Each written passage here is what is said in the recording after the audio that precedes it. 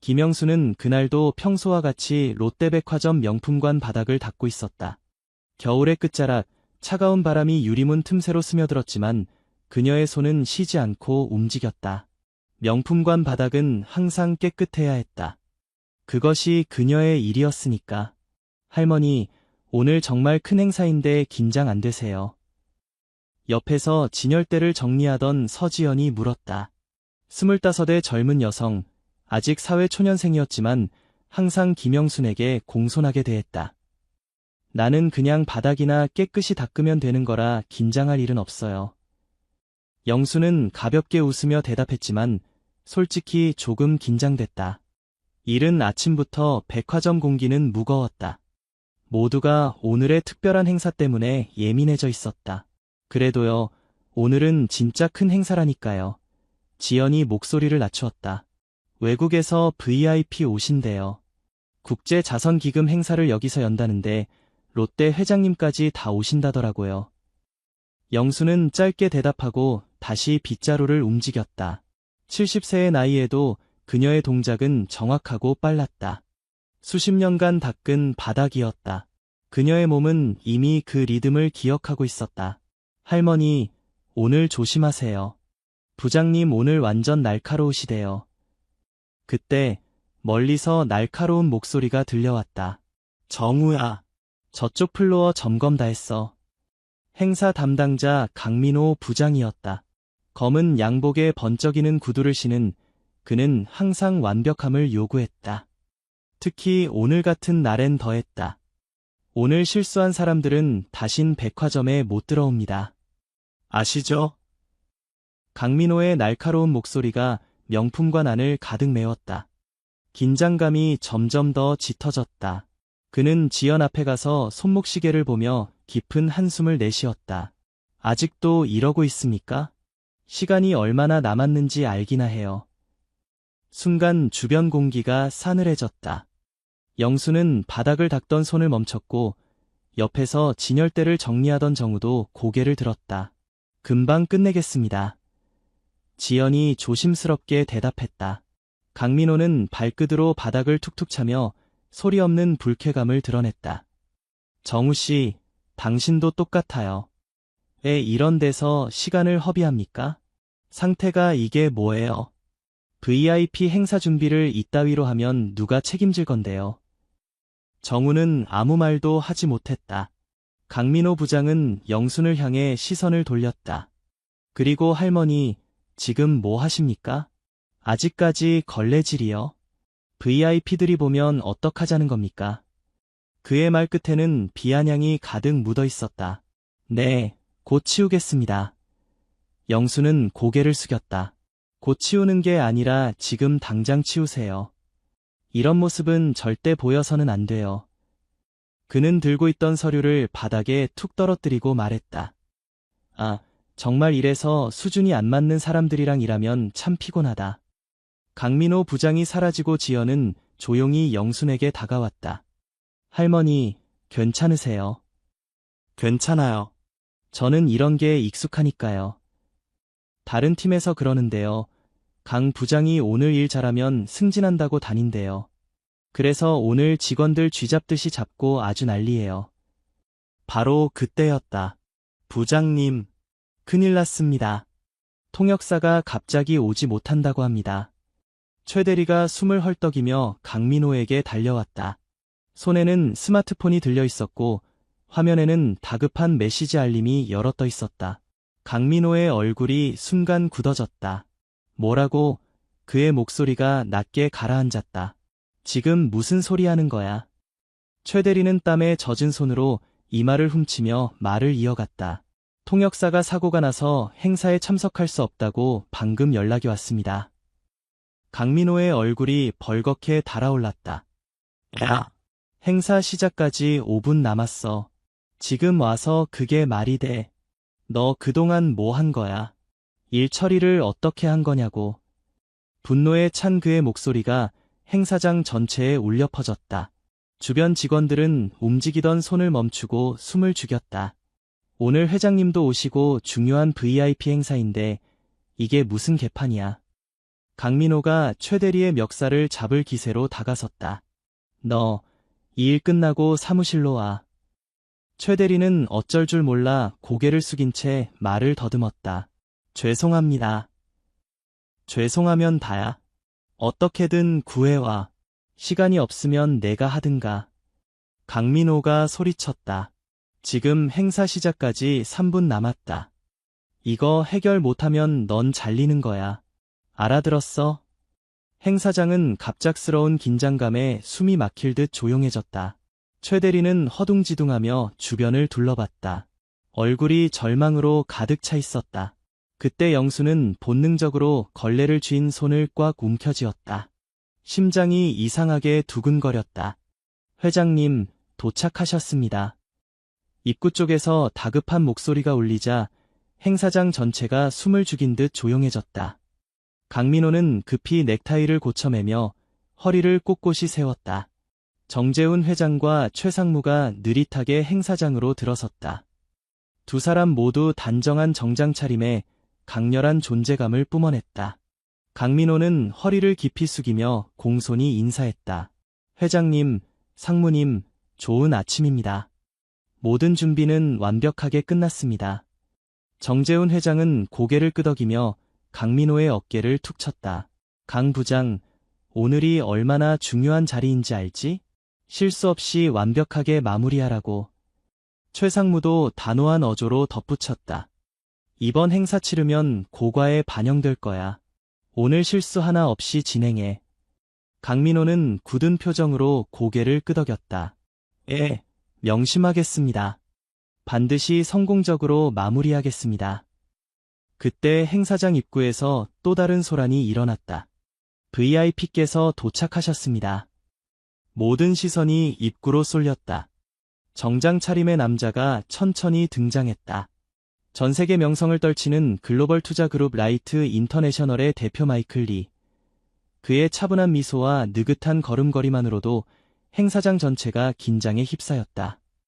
강민호는 얼굴에 억지 미소를 지으면서도 속으로는 통역사가 오지 않았다는 사실이 불안하게 맴돌았다.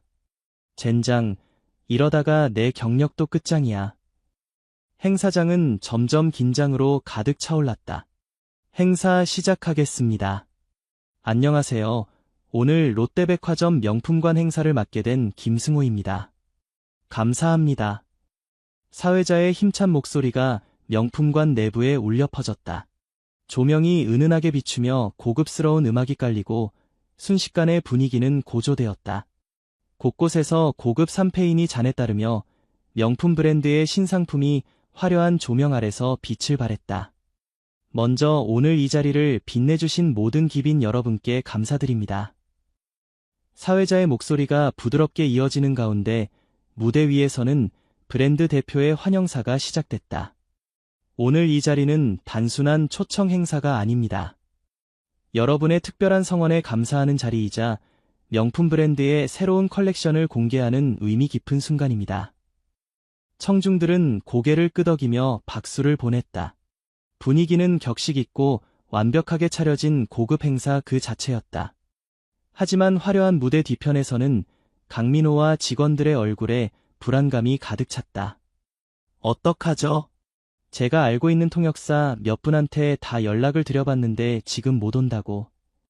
정우가 잔뜩 굳은 얼굴로 속삭이자 강민호는 이를 악물며 휴대폰을 붙잡고 있었다. 계속 전화해. 무슨 수를 써서라도 잡아야 해. VIP 연설이 시작되면 우린 끝이야.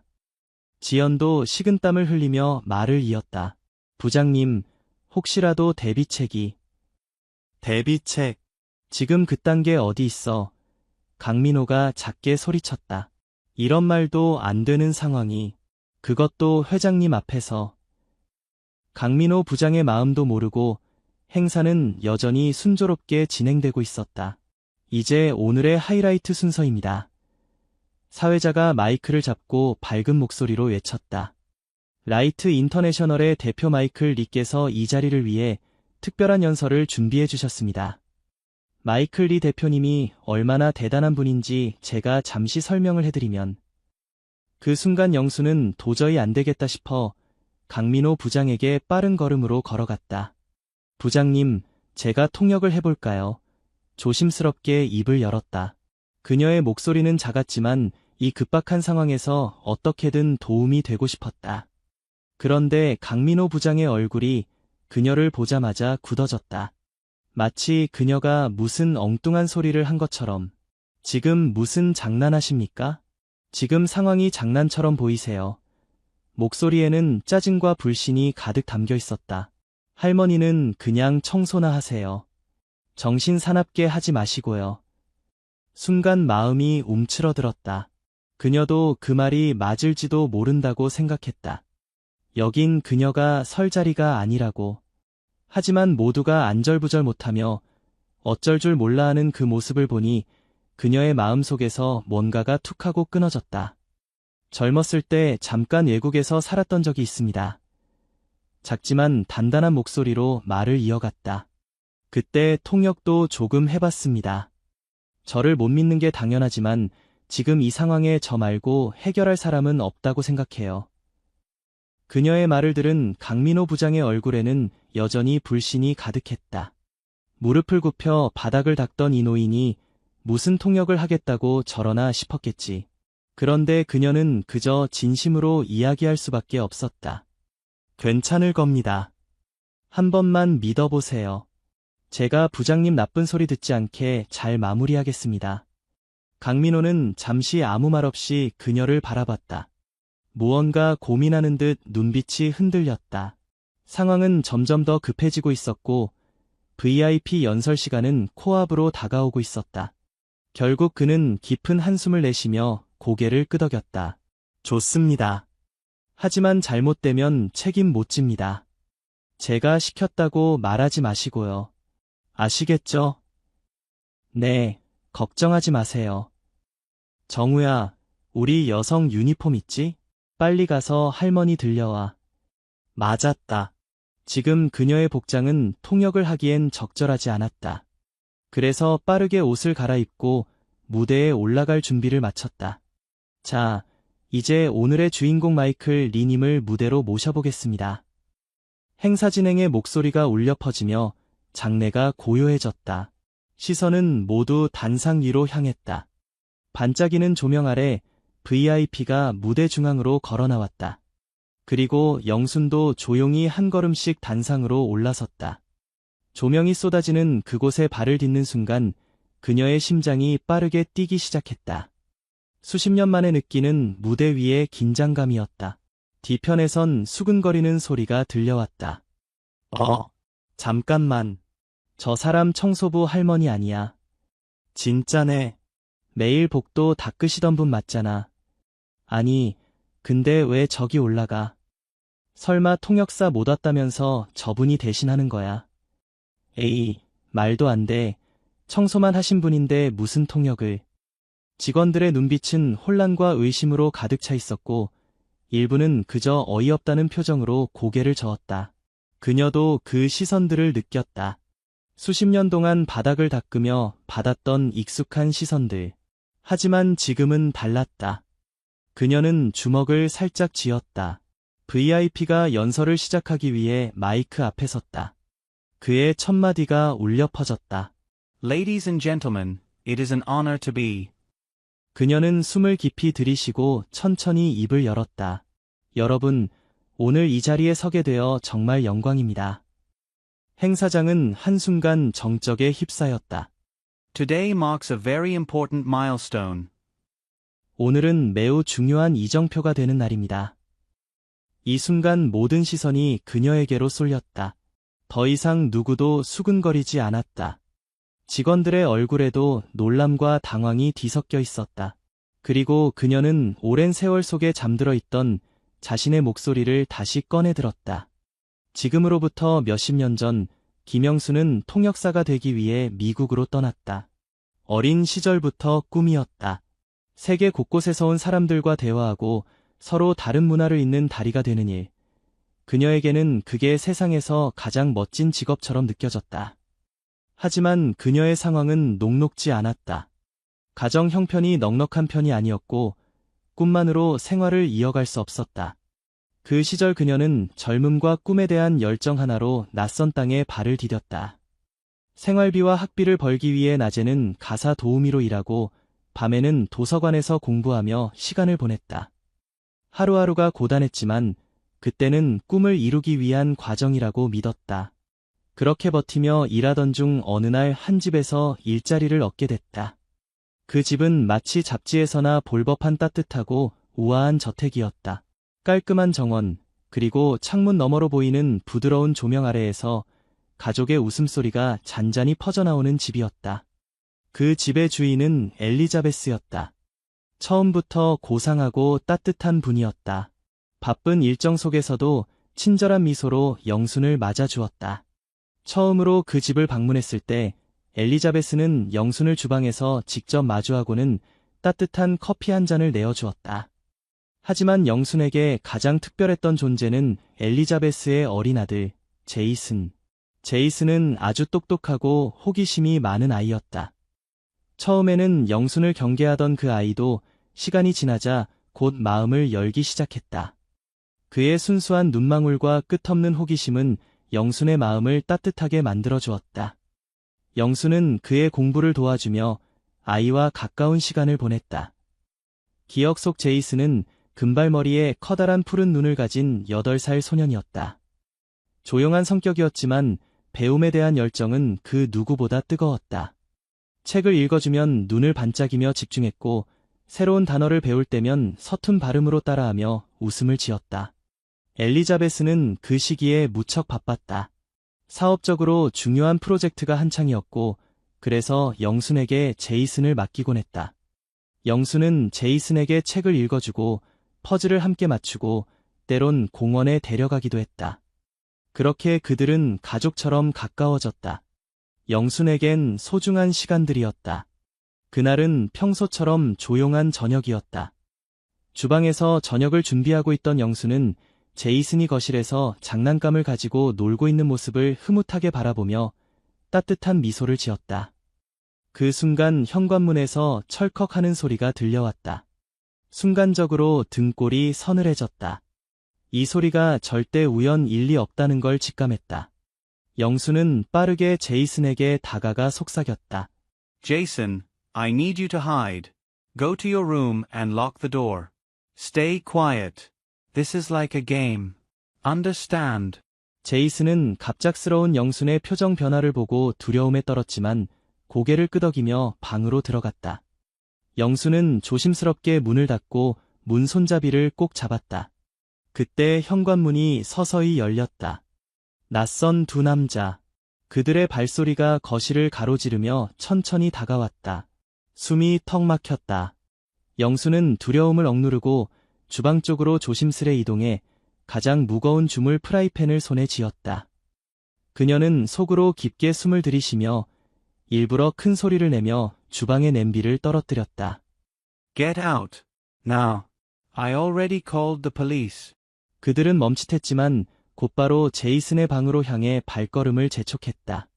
그 순간 영수는 그들의 앞을 막아섰다. 하지만 그들은 멈추지 않았다. 한 명이 영순을 밀쳐 넘어뜨리려 했고 영수는 온몸으로 저항했다. 팔로 밀쳐내며 몸싸움을 벌이는 사이 한 명이 주먹을 휘둘렀다. 얼굴을 맞았지만 영수는 다시 일어나 프라이팬을 있는 힘껏 휘둘렀다. 쾅! 소리가 울렸고 한 명은 고통스러운 신음과 함께 뒷걸음질 쳤다. 그러나 다른 한 명이 영순의 허리를 가격했고 영수는 주저앉으며 숨이 막히는 고통을 느꼈다. 그 순간 영수는 마지막 힘을 쥐어짰다. 몸을 일으켜 부엌에서 흉기로 쓸 수 있는 무거운 냄비를 들어 강도로부터 제이슨을 지키기 위해 또 한 번 휘둘렀다. 도둑들은 예상치 못한 저항에 당황했고 바로 그 틈을 이용해 영수는 현관문을 열고 온 힘을 다해 밖으로 달렸다. Help us. Somebody help us. 이웃의 불이 하나둘 켜지고 도둑들은 결국 그 상황에 겁을 먹고 도망쳤다. 모든 일이 끝난 후 영수는 몸이 부서질 듯한 고통 속에서 집으로 돌아갔다. 제이슨은 방 안에서 온몸을 웅크리고 있었다. 괜찮아. 이제 정말 다 끝났어. 그러나 끝나지 않은 일이 있었다. 영순의 몸은 많이 다치게 됐다. 갈비뼈가 부러지고 허리가 삐끗해서 병원에 입원하게 됐다. 그녀의 몸은 마치 짓눌린 듯 움직일 수 없었다. 갈비뼈가 부러진 고통보다 더 아팠던 건 꿈도 희망도 잠시 멈춰버린 것 같은 무력감이었다. 이대로 여기서 계속 생활할 수 있을까? 통역사가 될 수 있을까? 몸이 아닌 그런 것들이 걱정되기 시작했다. 그렇게 며칠이 지나던 어느 날 병실 문이 살며시 열리더니 익숙한 목소리가 조용히 그녀의 귓가를 울렸다. Young-soon, are you awake? 엘리자베스. 그녀의 얼굴은 걱정으로 가득 차 있었다. 엘리자베스는 영순의 손을 꼭 잡고 말했다. I can't thank you enough for what you did. You saved my son's life. 그녀는 고요히 영순 곁에 앉아 작은 서류 뭉치를 건넸다. I want to take care of all your medical expenses and more. 엘리자베스는 영순의 손을 다시 한번 따뜻하게 감싸주었다. You were so brave.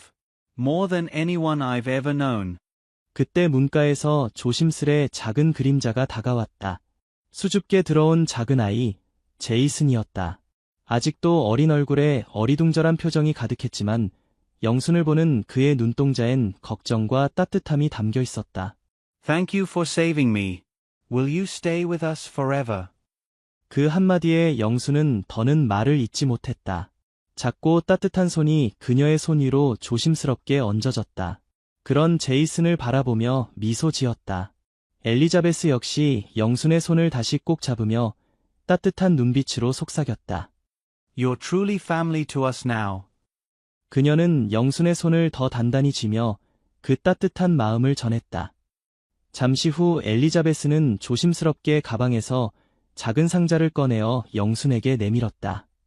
I want you to have this. It's a family heirloom. 상자 안에는 은은한 빛을 머금은 네잎클로버 펜던트가 고요히 자리하고 있었다. 영순은 펜던트를 손에 쥐고 한동안 말을 잊었다. 엘리자베스는 고개를 끄덕이며 따뜻한 미소를 지었다. Yes, you deserve it. You deserve all the good this world can give you. 그 순간 병실의 차가운 공기는 따뜻한 온기로 채워졌다. 그러나 인생은 언제나 영순의 예상과는 다르게 흘러갔다. 전화기 너머로 들려온 동생의 떨리는 목소리. 가슴이 철렁 내려앉았다. 모든 것이 얼어붙은 듯 시간이 멈춰버렸다. 미루고 미뤘던 귀국. 결국 영순은 짐을 싸들고 한국으로 돌아왔다. 공항에 도착했을 때 동생의 눈은 이미 모든 걸 말하고 있었다. 아버지는 위독한 상태였다. 병실에서 마주한 아버지의 모습은 너무도 초라했다. 마르고 창백하고 어딘가 초점 없는 그 눈빛이 영순의 마음을 갈기갈기 찢어놓았다. 어머니가 일찍 돌아가신 뒤로 가족의 중심이었던 아버지가 그렇게 무너지는 모습을 보며 깨달았다. 이제 내가 이 가족을 책임져야 한다. 아버지의 치료비, 병원비, 동생의 학비, 그 모든 현실 앞에서 영순의 꿈은 너무나도 사치스러운 것이었다. 결국 영순은 통역사의 꿈을 접었다. 손에 쥐었던 희망의 조각들을 하나둘 내려놓아야 했다. 그때부터 닥치는 대로 일을 했고 그렇게 지금까지 살아왔다. 그리고 지금 영순은 제 꿈이었던 통역사가 되어 이 자리에 서 있었다. Ladies and gentlemen, it is truly an honor to be with you today. 신사숙녀 여러분, 오늘 이 자리에 함께하게 되어 정말 영광입니다. 영순의 입에서 나온 문장이 마이크를 타고 행사장 전체에 울려 퍼졌다. 순간 정적이 흘렀다. 사람들의 시선이 영순을 향해 쏟아졌다. 뒤편에 서 있던 직원들의 속삭임이 귓가에 스쳤다. 저 할머니 진짜 통역하는 거야. 청소부 아니었어. 어떻게 저렇게 유창하지? 하지만 영순은 그 모든 소음을 잊은 채 연단 위에서 오직 한 사람, VIP의 목소리에 집중했다. VIP의 목소리가 또렷이 들려왔다. Today, we are here to celebrate a special milestone in our long-standing partnership. 오늘은 저희 오랜 파트너십의 특별한 이정표를 기념하는 날입니다. 영순은 미끄러질 틈도 없이 한치의 망설임도 없이 통역을 이어갔다. VIP의 말이 이어질수록 영순은 마치 수십 년 전으로 돌아간 듯한 기분이었다. Our future together is one of fortune and growth. 우리는 상호 성공과 함께 성장하는 미래를 기대합니다. 강민호 부장의 얼굴은 굳어 있었다. 정말 믿을 수 없다는 표정으로 영순을 지켜보았고 뒤편의 지연 씨와 정우 씨도 입을 다물지 못한 채 얼어붙어 있었다. 연설이 끝날 무렵 VIP의 시선이 천천히 영순을 향했다. 웃으며 고맙다고 인사하는 듯 보였다. 하지만 그 순간 영순은 그의 눈 속에서 묘한 낯설음과 동시에 어딘가 익숙한 감정이 깃든 시선을 발견했다. 그리고 바로 그때였다. I would like to thank the president and chairman of this department store for inviting me here today. 오늘 저를 이 백화점에 초대해 주신 사장님과 회장님께 감사드립니다. 그렇게 모두의 시선이 무대 위 VIP에게 집중된 그 순간 그의 다음 말이 예상치 못한 방향으로 흘러가기 시작했다. But there is another person I need to thank. 그리고 또 한 분 감사드려야 할 분이 있습니다. 순간 행사장 안의 공기가 달라졌다. VIP는 잠시 말을 멈추며 숨을 고르더니 다시 차분하게 말을 이어갔다. When I was a child, there was a woman who was like a second mother to me. She looked after me when my mother was busy. I followed her around and received much love from her. 어릴 적 제 인생에는 또 다른 어머니 같은 분이 계셨습니다. 그분은 어머니가 바쁘실 때 저를 봐주셨습니다. 그 시절 저는 그분을 따라다니며 많은 애정을 받았습니다. 영순의 손이 미세하게 떨리기 시작했다. 설마. One day, an incident happened. Burglars broke into our home. I was too young and couldn't do anything. 어느 날 사건이 일어났습니다. 저희 집에 강도가 들었습니다. 그때 저는 너무 어렸고 아무것도 할 수 없었습니다. But she stood in front of me. She protected me with her own life. 하지만 그분은 저를 위해 제 앞에 서셨습니다. 자신의 생명을 걸고 저를 지켜주셨습니다. 영순의 심장은 마구 뛰기 시작했다. 떨리는 손으로 마이크를 꼭 쥐었다. She was badly hurt. Broken ribs. And the scars remained for a long time. 그분은 심하게 다치셨습니다. 갈비뼈가 부러지고 그 상처는 오래도록 남았습니다. I always wanted to thank her, but she disappeared from my life suddenly. 저는 늘 그분께 감사 인사를 드리고 싶었지만 그분은 제 곁에서 갑자기 사라지셨습니다. 그 순간 영순의 심장이 멎는 듯했다. 마이클 리의 목소리도 떨리기 시작했고 동시에 영순 역시 눈가가 뜨거워졌다. So even now, I want to say thank you. I am still grateful to this day. 그래서 지금이라도 감사하다고 여전히 감사한 마음을 전하고 싶습니다. 마이클 리는 영순을 바라보며 천천히 말했다. Do you remember me, young Soon? 영순 씨, 저를 기억하시나요? 마치 시간이 멈춘 듯 그의 말이 영순의 가슴 깊숙이 파고들었다. 영순은 그제서야 그의 목에 걸린 작은 펜던트로 시선을 옮겼다. 그것은 분명했다. 그것은 네잎클로버 모양의 목걸이였다. 병원 침대 위에서 엘리자베스가 영순의 손에 쥐어주었던 바로 그 목걸이. 행운과 감사의 상징으로 영순에게 전해졌던 그 기억이 파도처럼 밀려왔다. 영순의 눈가에는 눈물이 고였다. 목이 메어 아무 말도 할 수 없었다. 그저 그 순간 모든 기억이 생생히 되살아났다. Thank you for saving my life. Even now, I am grateful. 마이클의 말이 끝나자 영순은 도저히 더는 통역을 이어갈 수 없었다. 그녀의 입술은 굳어버렸고 목소리는 떨려 나올 수 없었다. 눈물로 가득 찬 두 눈으로 제잇은 이제는 마이클이라 불리는 그를 바라보았다. 그의 눈가에도 눈물이 고여 있었다. 마이클은 무대 아래로 걸어 내려왔다. 영순도 모르게 몸이 그를 향해 움직였고 두 사람은 서로를 꼭 끌어안았다. 행사는 완전히 멈췄다. 모두가 숨죽여 이 장면을 바라봤다. 영순과 마이클은 서로를 꼭 안은 채 울었다. 너무나 오래된 그리움, 그리고 끝내 전하지 못했던 감사의 마음이 한순간에 터져나왔다. 시간이 얼마나 흘렀는지 몰랐다. 그렇게 두 사람은 한참을 껴안고 울었다. 행사는 잠시 멈췄고 웅성거리는 소리가 곳곳에서 들려왔다. 갑자기 왜 저러지? 무슨 상황이야?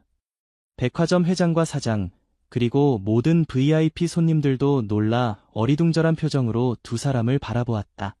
잠시 후 마이클과 영수는 서로의 어깨를 다독이며 진정했다. 행사의 공기는 여전히 긴장과 궁금증으로 가득 차 있었고, 마이클은 다시 무대 앞에 섰다. 그는 마이크 앞에 천천히 다가가 깊은 숨을 내쉬었다. Thank you for your patience. There is something I need to share with you all today. 여러분, 잠시 기다려주셔서 감사합니다. 오늘 이 자리에서 꼭 나누고 싶은 이야기가 있습니다. 영수는 그 순간 다시 차분히 서서 통역을 시작했다. The second mother I just spoke of is here with us today. 제가 방금 얘기했던 어린 시절 저를 돌봐주신 또 다른 어머니가 오늘 이 자리에 와 계십니다. 모든 사람들의 시선이 영순에게로 향했고, 영수는 그 시선 속에서 작게 고개를 숙였다. Her name is Kim Young-soon. She wasn't just someone who looked after me, she saved my life. 그분의 이름은 김영순입니다. 단순히 저를 돌봐주셨던 분이 아니라 제 생명을 구해주신 분입니다. 행사장은 순간 고요에 휩싸였다.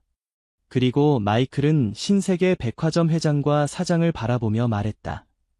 Chairman Kim, President Park, thank you for giving me the opportunity to meet her again. 김 회장님, 박 사장님, 그녀를 다시 만날 기회를 주셔서 감사합니다. Out of gratitude, I will do everything I can to support your department store in the future. 그 감사의 마음으로 앞으로 신세계백화점의 일이라면 어떤 것이든 최선을 다해 돕겠습니다.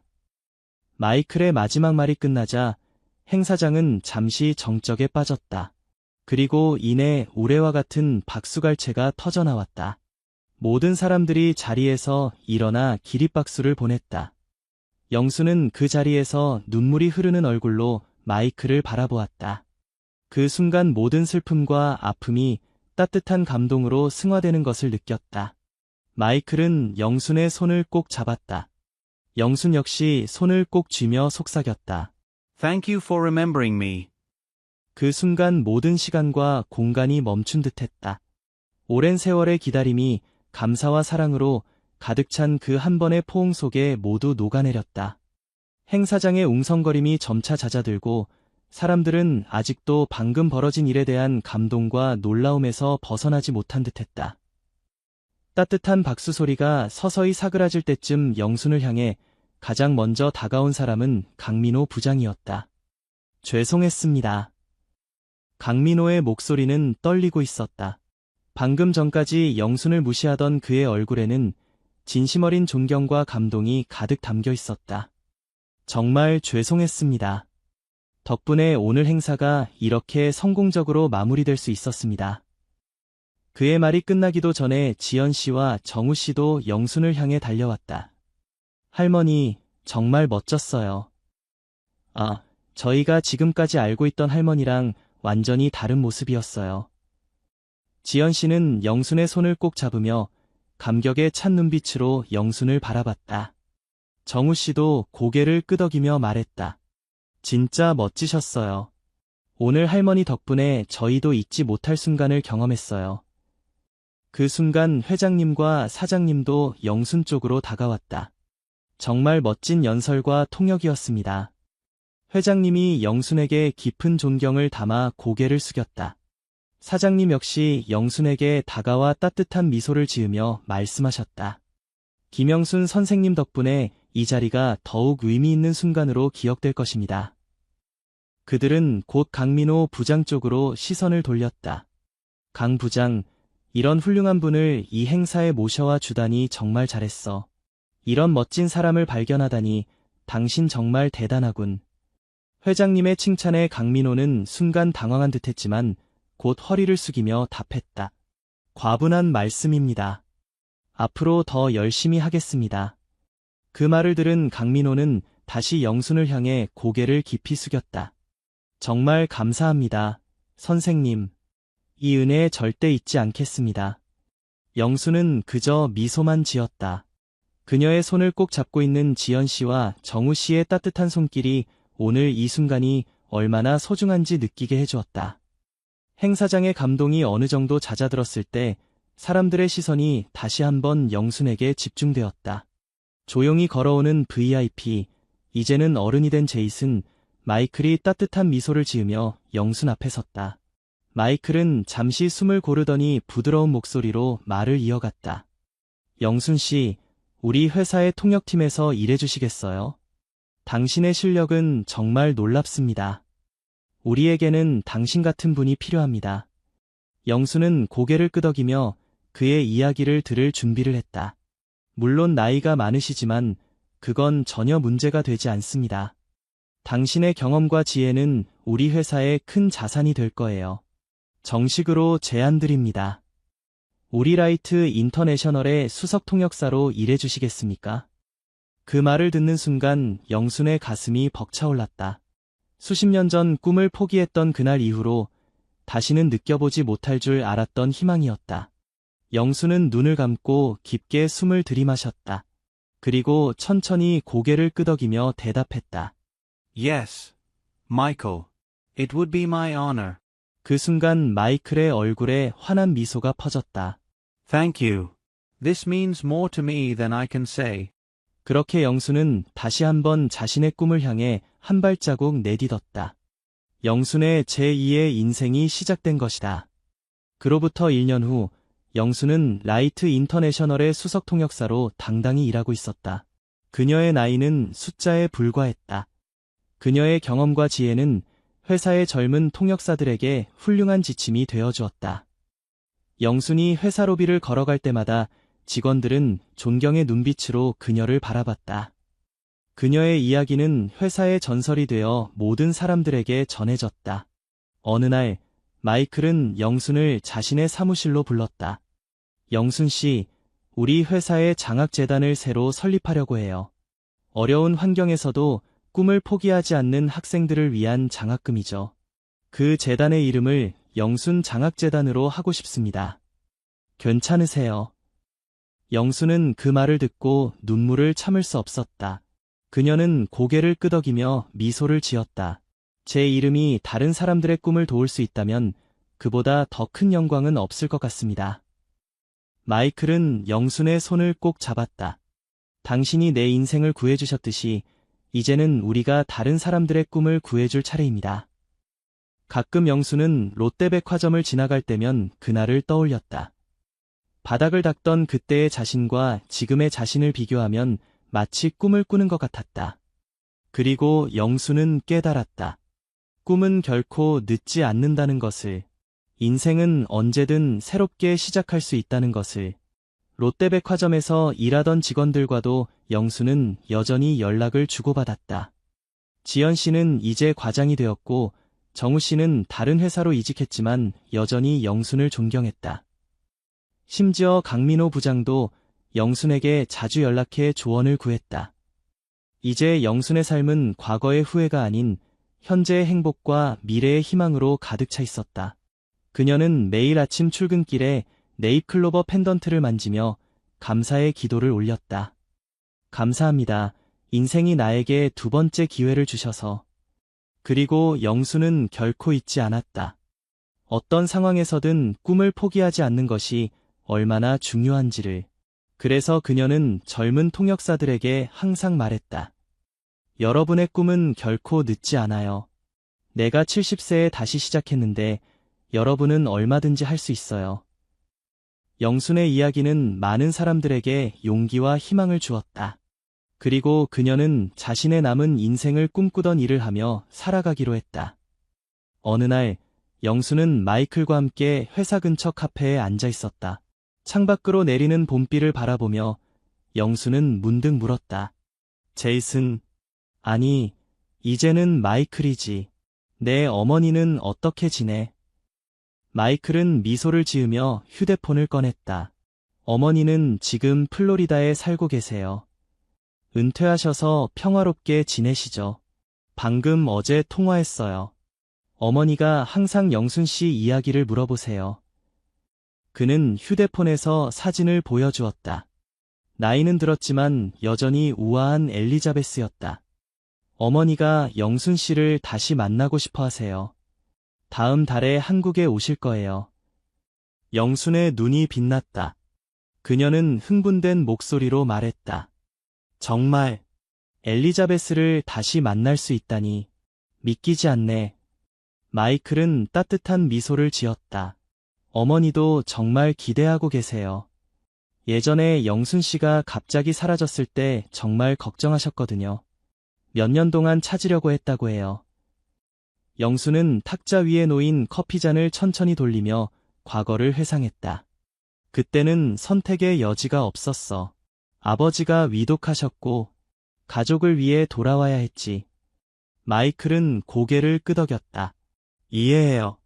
우리 모두 어쩔 수 없는 선택을 해야 할 때가 있으니까요. 하지만 이렇게 다시 만나게 된 것만으로도 정말 감사해요.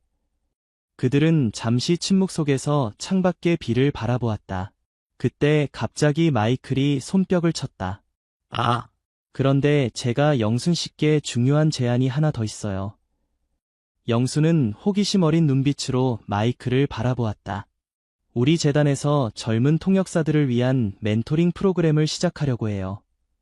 영순 씨께서 그 프로그램의 책임자가 되어주셨으면 해요. 당신의 경험과 지혜로 젊은 세대들이 성장할 수 있도록 도와주세요. 영순의 얼굴에 따뜻한 미소가 번졌다. 그건 정말 의미 있는 일이 될 것 같네요. 기꺼이 하겠습니다. 마이클은 기쁜 듯 웃으며 말했다. 그런데 한 가지 조건이 있어요. 영순 씨의 이야기를 책으로 출판했으면 해요. 당신의 인생 이야기는 많은 사람들에게 용기와 희망을 줄 수 있을 거예요. 영수는 잠시 놀란 표정을 지었다가 이내 웃음을 터뜨렸다. 내 인생 이야기가 책이 된다고? 그건 좀... 정말 훌륭한 이야기예요. 늦은 나이에 다시 찾은 꿈이라는 제목은 어떨까요? 영수는 고개를 천천히 끄덕였다. 그래, 내 이야기가 누군가에게 도움이 된다면 해볼게. 마이클은 영순의 손을 꼭 잡았다. 영순 씨, 당신은 저에게 인생의 은인이에요. 그리고 이제는 많은 사람들에게 영감을 주는 존재가 될 거예요. 창밖에 비가 그치고 따스한 햇살이 카페 안으로 쏟아져 들어왔다. 영수는 그 빛을 받으며 생각했다. 인생은 참 신기해. 내가 70살에 다시 꿈을 꾸게 될 줄은. 그녀는 목에 걸린 네잎클로버 펜던트를 살며시 만지작거렸다. 그것은 이제 단순한 장신구가 아니었다. 그것은 그녀의 인생을 연결해주는 소중한 고리였다.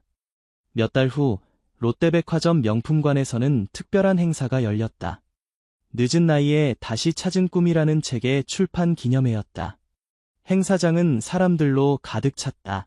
백화점 직원들, 라이트 인터내셔널의 임직원들, 그리고 영순의 이야기에 감동받은 많은 사람들이 모였다. 강민호 부장은 이제 상무가 되어 있었고 지연 씨는 행사 진행을 맡았다. 정우 씨도 특별히 휴가를 내고 참석했다. 영수는 무대 위에 섰다. 예전에 바닥을 닦던 그 자리가 이제는 그녀의 무대가 되어 있었다. 여러분, 오늘 이 자리에 함께 해주셔서 감사합니다. 그녀의 목소리는 더 이상 떨리지 않았다. 그것은 자신감과 지혜로 가득 찬 목소리였다. 저는 오랫동안 꿈을 접고 살았습니다. 하지만 인생은 항상 두 번째 기회를 줍니다. 중요한 것은 그 기회가 왔을 때 용기를 내어 잡을 수 있느냐 하는 것입니다. 청중들은 깊이 고개를 끄덕이며 그녀의 말에 귀 기울였다.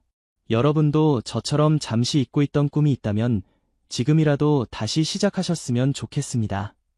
나이는 그저 숫자에 불과합니다. 진정한 장애물은 우리 마음속에 있는 두려움뿐입니다. 행사가 끝난 후 한 젊은 여성이 영순에게 다가왔다. 선생님, 저는 백화점에서 아르바이트하는 대학생이에요. 통역사가 되고 싶었지만 너무 어렵다고 생각했어요. 하지만 선생님 이야기를 듣고 다시 도전해보기로 했어요. 영수는 그 학생의 손을 따뜻하게 잡아주었다. 좋은 결정이에요. 꿈을 향해 가는 길은 결코 쉽지 않아요. 하지만 그 길을 걸어갈 때의 기쁨은 그 무엇과도 바꿀 수 없답니다. 그렇게 영순의 이야기는 계속해서 다른 사람들에게 전해졌고 그녀의 삶은 많은 이들에게 희망의 등불이 되었다. 이제 영순은 매일 아침 거울을 보며 자신에게 말한다. 오늘도 좋은 하루야. 내 인생의 새로운 장이 시작되는 날이니까. 그리고 그녀는 미소를 지으며 새로운 하루를 맞이한다. 70년을 살아온 지혜와 다시 찾은 꿈을 안고. 김영순. 한때는 백화점 청소부였지만 이제는 라이트 인터내셔널의 수석 통역사이자 영순 장학재단의 설립자이자 베스트셀러 작가이다. 그녀의 이야기는 계속된다. 그리고 그 이야기는 끝이 아닌 새로운 시작을 알리는 이야기다. 어쩌면 우리 모두의 인생도 그렇지 않을까? 언제든 다시 시작할 수 있고 언제든 꿈을 찾을 수 있는 그런 이야기. 김미라는 창가에 앉아 바깥 세상을 바라보았다. 서울의 가을 하늘은 맑고 푸르렀지만 그녀의 마음은 언제나처럼 구름이 가득했다. 창턱에 놓인 화분의 국화꽃이 활짝 피어 있었다. 그녀는 꽃잎을 부드럽게 만지작거렸다. 국화는 인내의 상징이라고들 했다. 그래서일까 이 꽃이 그녀의 마음을 조금이나마 위로해주는 것 같았다. 미란 씨, 차 한 잔 더 드릴까요? 뒤에서 들려오는 목소리에 미라는 고개를 돌렸다. 남편 박준호가 찻잔을 들고 서 있었다. 그의 얼굴에는 언제나처럼 따뜻한 미소가 머물러 있었지만 눈가의 주름은 나이가 무색하게 더 깊어진 것 같았다. 고마워요, 준호 씨. 미라는 찻잔을 받아들며 남편의 손을 잠시 만졌다. 이 사람과 함께한 지도 벌써 35년이라는 시간이 흘렀다. 처음 만났을 때 그들은 젊고 꿈으로 가득 차 있었다. 그 꿈 중 하나는 아름다운 가정을 이루는 것이었다. 하지만 운명은 그들에게 쉬운 길을 허락하지 않았다. 준호는 미란의 옆에 앉았다. 그의 손은 이제 나이 탓에 약간 떨리고 있었다. 한때는 대기업의 중역으로 활동하며 강인함을 자랑하던 손이었지만 이제는 은퇴 후 10년이 지나 노인의 손이 되어 있었다. 오늘은 어떠세요? 준호가 물었다. 미라는 한숨을 내쉬었다. 변함없어요. 항상 그렇듯이. 그들의 대화에는 항상 말하지 않아도 알 수 있는 부분이 있었다. 20년 넘게 아이를 가지려고 노력해온 그들에게 변함없다는 말은 여전히 아이가 없다는 의미였다. 미란과 준호는 결혼 초기부터 아이를 갖기 위해 노력했다. 처음에는 자연스럽게 아이를 기다렸지만 몇 년이 지나도 소식이 없자 병원을 찾기 시작했다. 각종 검사와 치료, 그리고 수많은 시도에도 불구하고 그들의 품에는 아이가 찾아오지 않았다. 연애 시절, 준호는 미란에게 늘 말했다. 우리 집에 아이들 웃음소리로 가득 차게 해줄게. 그러나 이제 그 약속은 한참이나 지나간 꿈이 되어버렸다. 나이가 들면서 준호는 점차 현실을 받아들이게 되었다. 아이 없는 삶에 적응하며 은퇴 후에 평화로운 노후를 계획하기 시작했다. 미란과 함께 여행을 다니고 취미를 즐기며 남은 세월을 보내려 했다. 하지만 미란의 마음속에는 여전히 채워지지 않은 공간이 있었다. 그녀는 종종 동네 놀이터를 지나치며 아이들을 바라보았다. 특히 유모차를 끌고 다니는 젊은 엄마들을 볼 때면 가슴이 아팠다. 한 번은 지인의 손자를 안아주다가 눈물을 참지 못해 급히 화장실로 달려간 적도 있었다. 그 후로 미라는 가족 모임에 잘 나가지 않게 되었다. 또 병원에 가볼 생각이세요? 준호가 조심스럽게 물었다. 미라는 고개를 끄덕였다. 네, 내일 최 박사님 진료가 있어요. 준호는 한숨을 내쉬었다. 미란 씨, 우리 이제 나이가 있잖아요. 60이 넘었는데 아이를 가진다는 건. 알아요. 미란이 말을 끊었다. 하지만 최 박사님이 새로운 치료법이 있다고 하셨잖아요. 한 번만 더 시도해보면 안 될까요? 준호는 미란의 손을 잡았다. 그의 눈에는 걱정이 가득했다. 당신 건강이 더 중요해요. 이제 우리끼리 행복하게 살면 되지 않을까요? 미란은 대답하지 않았다. 창밖의 하늘을 다시 바라보며 깊은 생각에 잠겼다. 그녀는 알고 있었다.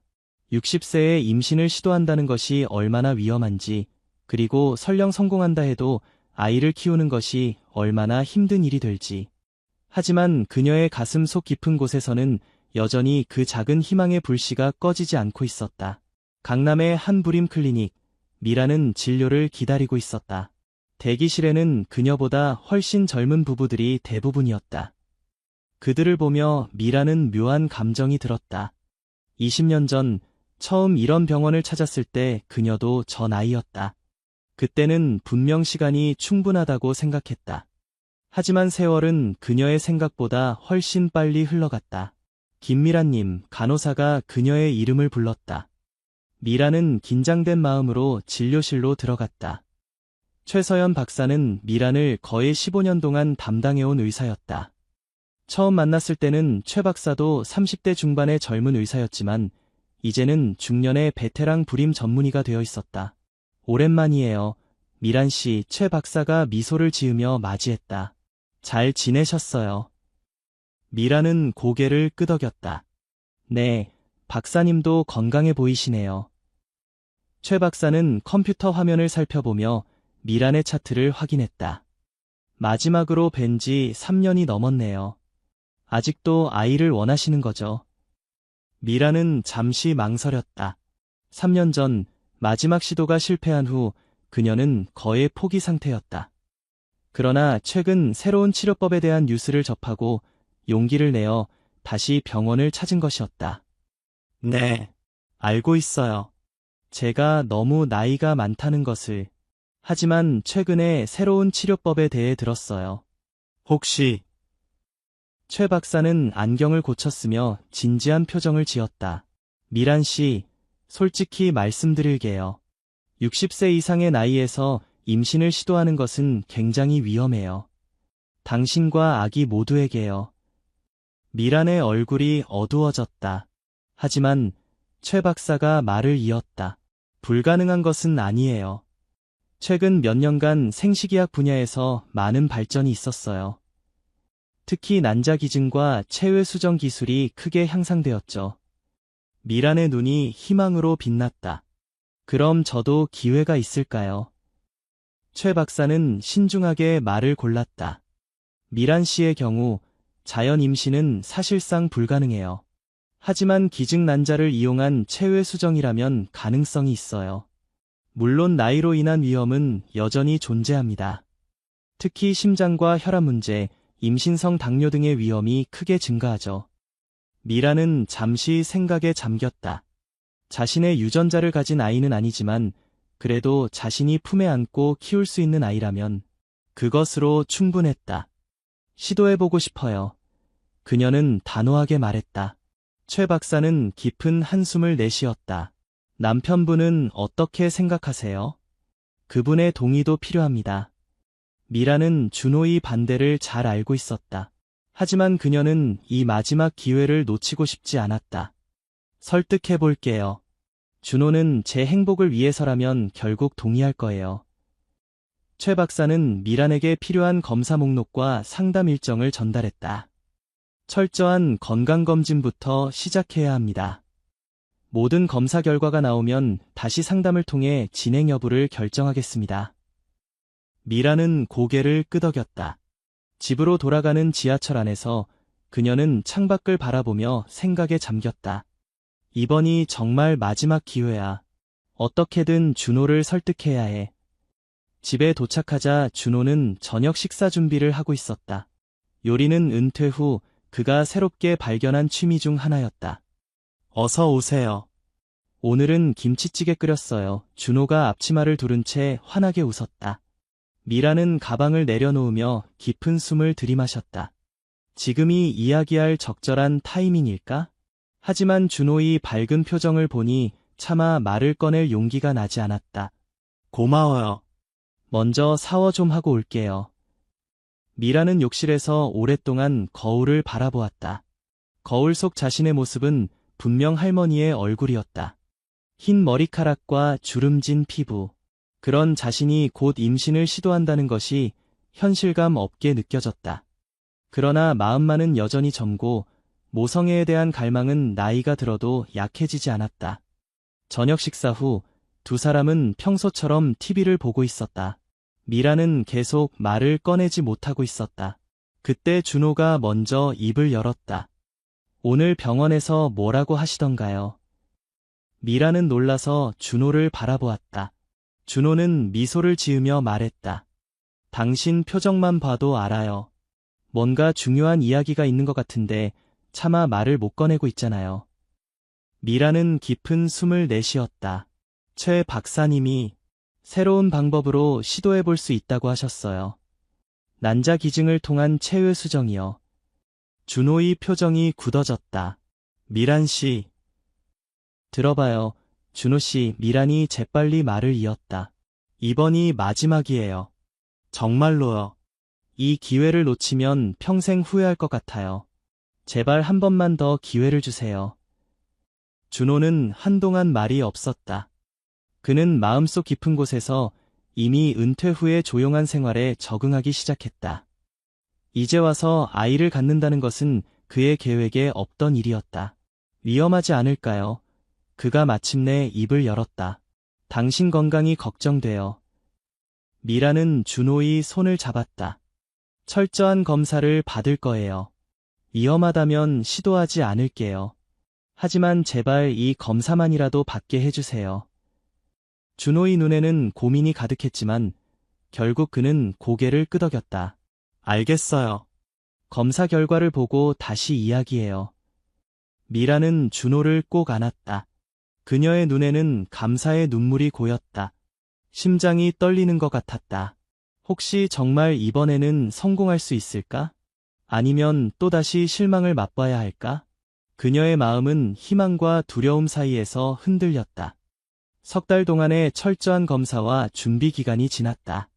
미란의 건강 상태는 나이에 비해 상당히 양호했다. 물론 그녀의 나이로 인한 위험은 여전했지만 최 박사팀은 조심스럽게 진행하기로 결정했다. 난자 기증자를 찾는 과정도 순조롭게 진행되었다. 체외 수정이 성공적으로 이루어졌고 건강한 배아가 미란의 자궁에 이식되었다. 그 이후는 기다림의 시간이었다. 임신 테스트 당일 미란과 준호는 함께 병원을 찾았다. 준호는 처음에는 반대했지만 일단 과정이 시작되자 아내를 전적으로 지지해 주었다. 그는 미란이 약을 제때 복용하는지 확인하고 건강식을 준비하며 그녀가 충분한 휴식을 취할 수 있도록 도왔다. 긴장되네요. 미란이 접수를 마치고 대기실에 앉으며 말했다. 준호는 그녀의 손을 꼭 잡았다. 무슨 결과가 나오든 우리는 함께해요. 알죠? 미라는 고개를 끄덕였다. 그녀는 마음속으로 기도했다. 너무나 간절히 바라왔던 이 순간, 제발 좋은 소식이기를. 김미란님, 간호사의 호출에 두 사람은 함께 일어났다. 최 박사는 미소를 지으며 두 사람을 맞이했다. 앉으세요. 미라는 숨을 참으며 최 박사의 표정을 살폈다. 좋은 소식일까? 나쁜 소식일까? 축하합니다. 최 박사가 말했다. 임신이 확인되었습니다. 미라는 그 자리에서 얼어붙었다. 그녀의 귀에 들리는 말이 믿기지 않았다. 20년 넘게 기다려온 순간이 마침내 찾아온 것이다. 정말요? 그녀의 목소리가 떨렸다. 최 박사는 고개를 끄덕였다. 네, HCG 수치가 매우 양호합니다.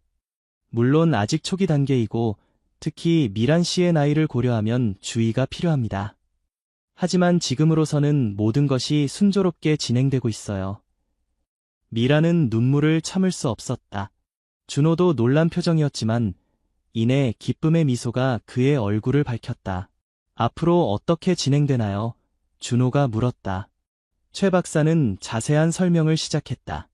고령 임신이기 때문에 고위험 임신으로 분류됩니다. 정기적인 검진이 더 자주 필요하고 특별한 주의가 요구돼요. 특히 혈압과 혈당 수치를 면밀히 모니터링해야 합니다. 미라는 모든 것을 메모하며 진지하게 들었다. 이제 그녀의 목표는 단 하나, 건강한 아기를 세상에 데려오는 것이었다. 집으로 돌아가는 길, 두 사람은 말없이 손을 꼭 잡고 걸었다. 너무나 많은 감정이 교차하여 무슨 말을 해야 할지 몰랐다. 미란 씨, 준호가 마침내 입을 열었다. 두려워. 미라는 잠시 생각했다. 네, 물론 두렵죠. 하지만 동시에 너무 행복해요. 우리가 마침내 부모가 된다니. 준호는 미란을 안아주었다. 내가 항상 곁에 있을게요. 우리 함께 이 여정을 걸어가요. 그날 밤, 미라는 쉽게 잠들지 못했다. 그녀는 배에 손을 얹고 아직 형체도 없는 아기에게 말을 걸었다. 안녕, 우리 아가야. 엄마가 너를 얼마나 기다렸는지 알아? 건강하게 자라주렴. 엄마가 세상 무엇보다 너를 사랑한단다. 임신 소식이 알려지자 주변의 반응은 다양했다. 일부 친구들과 가족들은 진심으로 축하해 주었지만 더 많은 사람들이 걱정과 우려를 표했다. 60세에 아이를 낳는다고? 제정신이니? 미란의 동생 영희는 충격을 감추지 못했다. 애기 대학 들어갈 때 너희는 80이 넘었을 텐데 어떻게 키울 생각이야? 미라는 이런 말들에 상처받았지만 그녀의 결심은 흔들리지 않았다. 그녀는 알고 있었다. 나이든 부모로서 겪게 될 어려움과 도전들을. 하지만 그녀의 사랑이 모든 것을 극복할 수 있을 거라 믿었다. 임신 초기, 미라는 심한 입덧으로 고생했다.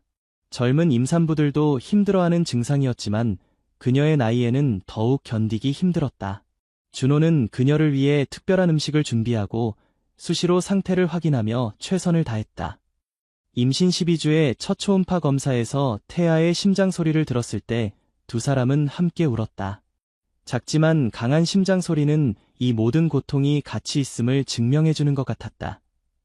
이제 위험한 첫 3개월이 지났어요. 최 박사가 말했다. 하지만 계속해서 주의가 필요합니다. 특히 미란 씨의 경우 태반 기능과 자궁 상태를 면밀히 관찰해야 해요. 임신 18주에 성별을 확인했다.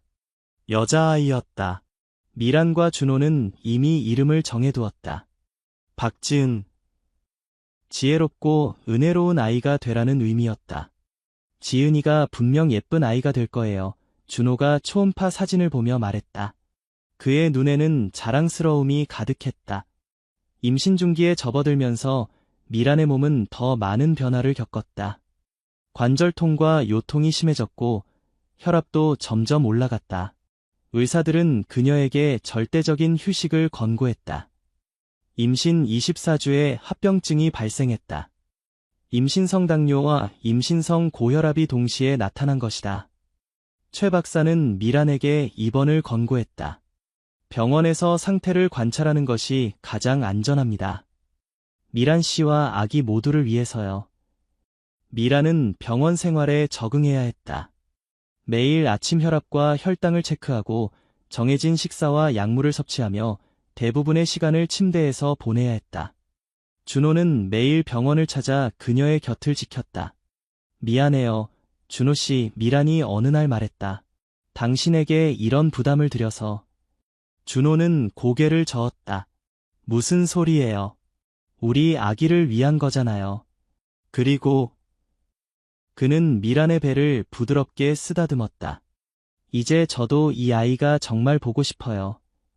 미란은 감동의 눈물을 흘렸다. 준호는 처음에 이 임신에 반대했지만 이제는 누구보다 아기를 기다리고 있었다. 임신 28주부터 미란의 상태는 더욱 악화되었다. 의사들은 조산 가능성에 대비하기 시작했다. 태아의 폐성숙을 촉진하기 위한 스테로이드 주사가 투여되었다. 최대한 오래 버티는 것이 목표지만 어머니의 건강이 위험해진다면 조기 분만을 고려해야 합니다. 최 박사가 설명했다. 미라는 매일 밤 아기에게 이야기했다. 조금만 더 참아, 지은아. 엄마가 너를 지켜줄게. 조금만 더 엄마 뱃속에서 건강하게 자라줘. 임신 32주에 미란의 혈압이 급격히 상승했다. 의료진은 긴급 회의를 열었고 결국 제왕절개를 통한 조기 분만을 결정했다. 더 이상 기다리는 것은 위험합니다. 지금이 엄마와 아기 모두에게 최선의 타이밍입니다. 최 박사가 말했다. 수술 전날 밤 미란과 준호는 병실에서 마지막으로 둘만의 시간을 가졌다. 내일이면 우리가 부모가 되는군요. 준호가 감동에 젖은 목소리로 말했다. 미란은 고개를 끄덕였다. 준호 씨, 고마워요. 이 모든 과정을 함께 해줘서. 준호는 미란의 이마에 키스했다. 우리 지은이 건강하게 만나길 바랄게요. 수술실의 차가운 조명 아래 미라는 깨어있는 상태로 제왕절개 수술을 받았다. 준호는 수술실 밖에서 기다렸다. 그의 손은 떨리고 있었다. 60년이라는 삶을 살아오면서 이렇게 초조하고 두려운 순간은 없었다. 그는 복도를 계속해서 왔다 갔다 하며 시계를 확인했다. 드디어 수술실 문이 열리고 의사가 나왔다. 박준호 씨, 의사가 불렀다. 준호는 재빨리 다가갔다. 네, 어떻게 됐나요? 아내와 아이는? 의사의 표정이 밝아졌다. 축하드립니다. 딸을 얻으셨습니다. 2.1kg으로 조산하지만 상태는 양호합니다. 미란 씨도 수술을 잘 견뎌내셨어요. 준호의 눈에서 눈물이 흘러내렸다. 정말 감사합니다. 아이를 볼 수 있을까요? 물론이죠. 하지만 아기는 신생 아집중 치료실 NICU로 옮겨져야 합니다. 32주 미숙아라 특별한 관리가 필요해요. 미란 씨는 회복실에 계시니 잠시 후 만나실 수 있을 거예요. 준호는 NICU로 안내되었다. 그는 유리창 너머로 인큐베이터 안에 누워있는 작은 아기를 바라보았다. 그렇게 작고 연약해 보였다. 그녀의 얼굴은 붉었고 온몸에 관과 모니터가 연결되어 있었다. 그럼에도 그녀는 완벽했다. 안녕, 지은아. 준호는 유리창에 손을 대고 속삭였다. 아빠야. 우리 지은이 정말 예쁘구나. 간호사가 준호에게 가운과 마스크, 장갑을 착용하게 한 후 인큐베이터 옆으로 안내했다. 준호는 조심스럽게 인큐베이터 안에 손을 넣어 지은이의 작은 손을 만져보았다. 그 순간 지은이가 그의 손가락을 꼭 잡았다. 그 작은 움직임에 준호의 가슴은 벅차올랐다. 당신의 딸이 아주 강하네요. 간호사가 미소를 지으며 말했다. 이런 조산아들은 생각보다 강이네요. 걱정 마세요.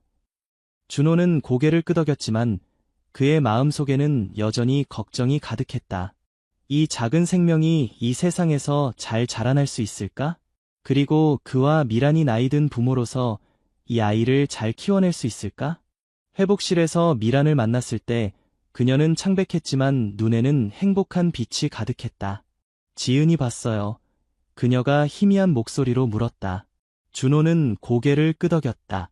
정말 예뻐요. 그리고 강해요. 당신을 닮았어요. 미란의 눈에 눈물이 고였다. 드디어 우리 아기를 만났네요. 준호는 미란의 손을 꼭 잡았다. 그래요. 우리가 20년 동안 기다려온 기적이죠. 미란과 지은이는 각각 병원에 머물러야 했다. 미란은 수술 후 회복을 위해, 지은이는 미숙아로서 특별한 관리가 필요했기 때문이다. 준호는 매일 병원을 오가며 두 사람을 돌보았다. 미란이 퇴원한 후에도 지은이는 한 달 가까이 병원에 더 머물러야 했다. 그 기간 동안 미란은 거의 매일 병원에서 시간을 보냈다. 그녀는 지은이에게 모유를 먹이고 캥거루 케어를 통해 피부 접촉을 하며 책을 읽어주고 노래를 불러주었다. 미란 씨, 좀 쉬세요. 준호가 걱정스럽게 말했다. 내가 오늘은 병원에 있을게요. 하지만 미란은 고개를 저었다. 괜찮아요. 지은이와 함께 있고 싶어요. 준호는 미란의 헌신에 감동했지만 동시에 그녀의 건강이 걱정되었다. 수술 후 완전히 회복되지 않은 상태에서 너무 무리하는 것 같았다. 마침내 지은이의 체중이 충분히 늘고 모든 검사에서 양호한 결과가 나오자 그녀는 퇴원을 허락받았다. 그날은 미란과 준호에게 또 다른 인생의 중요한 날이었다. 드디어 우리 집에 가는구나. 지은아, 미란이 아기를 안아들며 말했다. 그들은 이미 집에 아기방을 준비해 두었다. 연한 핑크색 벽지와 하얀 가구, 그리고 작은 침대와 모빌. 모든 것이 새로운 가족을 맞이할 준비가 되어 있었다. 하지만 현실은 생각했던 것보다 훨씬 더 힘들었다. 지은이는 밤에 자주 울었고 먹는 양도 매우 적었다. 미라는 수유와 기저귀 갈기를 반복하며 하루 종일 지쳐갔다. 이렇게 힘들 줄 몰랐어요. 어느 날 밤 지은이를 달래느라 2시간을 넘게 깨어있던 미란이 중얼거렸다. 준호는 최선을 다해 도왔지만 그도 60대의 나이로 밤에 자주 깨는 것이 쉽지 않았다. 그들은 종종 서로를 바라보며 무언의 의문을 공유했다. 우리가 정말 이 아이를 키울 수 있을까? 그럼에도 불구하고 지은이의 작은 웃음과 성장하는 모습은 그들에게 무한한 기쁨을 주었다.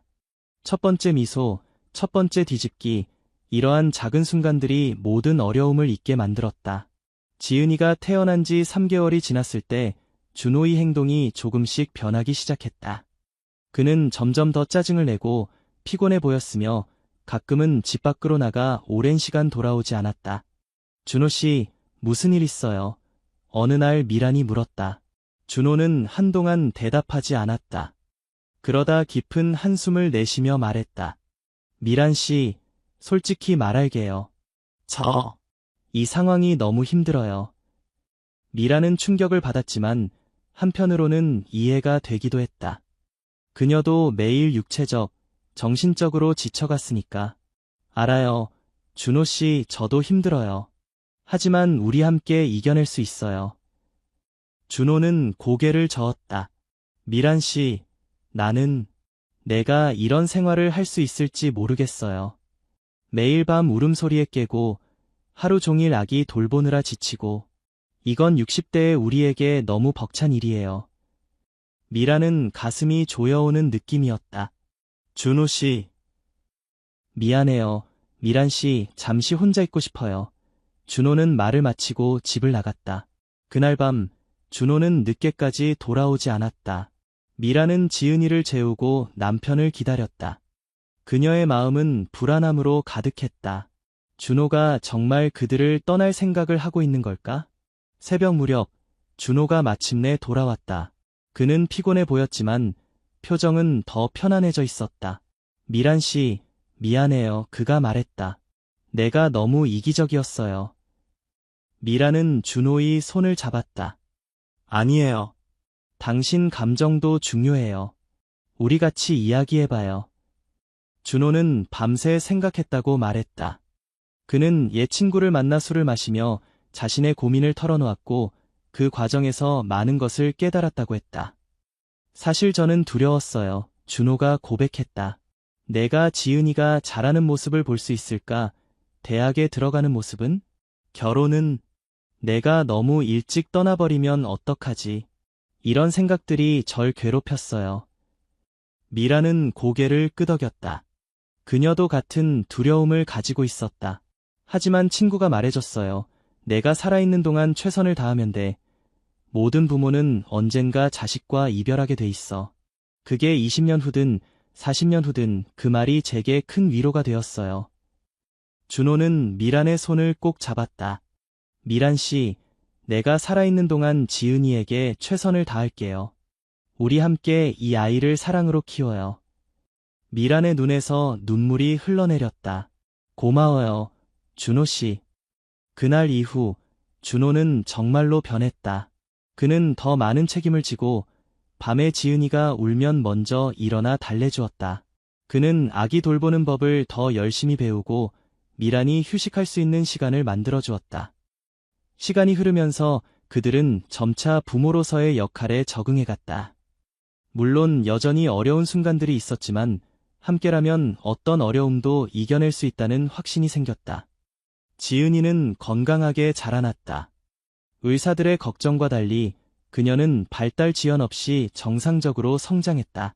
첫 걸음마를 시작했을 때 미란과 준호는 함께 환호성을 질렀다. 엄마, 아빠, 지은이의 첫 마디가 나왔을 때 그들의 기쁨은 이루 말할 수 없었다. 물론 주변의 시선은 여전히 따가웠다. 유치원에 지은이를 데려다 줄 때마다 다른 젊은 부모들의 호기심 어린 눈길과 질문들이 있었다. 할머니, 할아버지세요. 종종 이런 질문을 받곤 했다. 아니요, 우리가 지은이 부모예요. 준호는 당당하게 대답했다. 그럴 때마다 미라는 마음이 아팠지만 지은이의 웃는 얼굴을 보면 그 모든 것이 중요하지 않게 느껴졌다. 지은이가 3살이 되었을 때 준호의 건강이 급격히 나빠지기 시작했다. 그는 오래전부터 심장 문제가 있었지만 최근에는 증상이 더 심해졌다. 의사들은 심장 수술을 권했지만 준호의 나이와 상태를 고려할 때 위험이 컸다. 어떻게 할까요? 미란이 병원 상담실에서 준호에게 물었다. 준호는 창밖을 바라보며 생각에 잠겼다. 그는 지은이가 자라는 모습을 더 오래 보고 싶었다. 하지만 수술이 실패할 경우 지금보다 더 빨리 떠나게 될 수도 있었다. 수술을 받을게요. 그가 마침내 결정을 내렸다. 지은이가 더 크는 모습을 보고 싶어요. 수술 전날 밤 준호는 지은이를 품에 안고 동화책을 읽어주었다.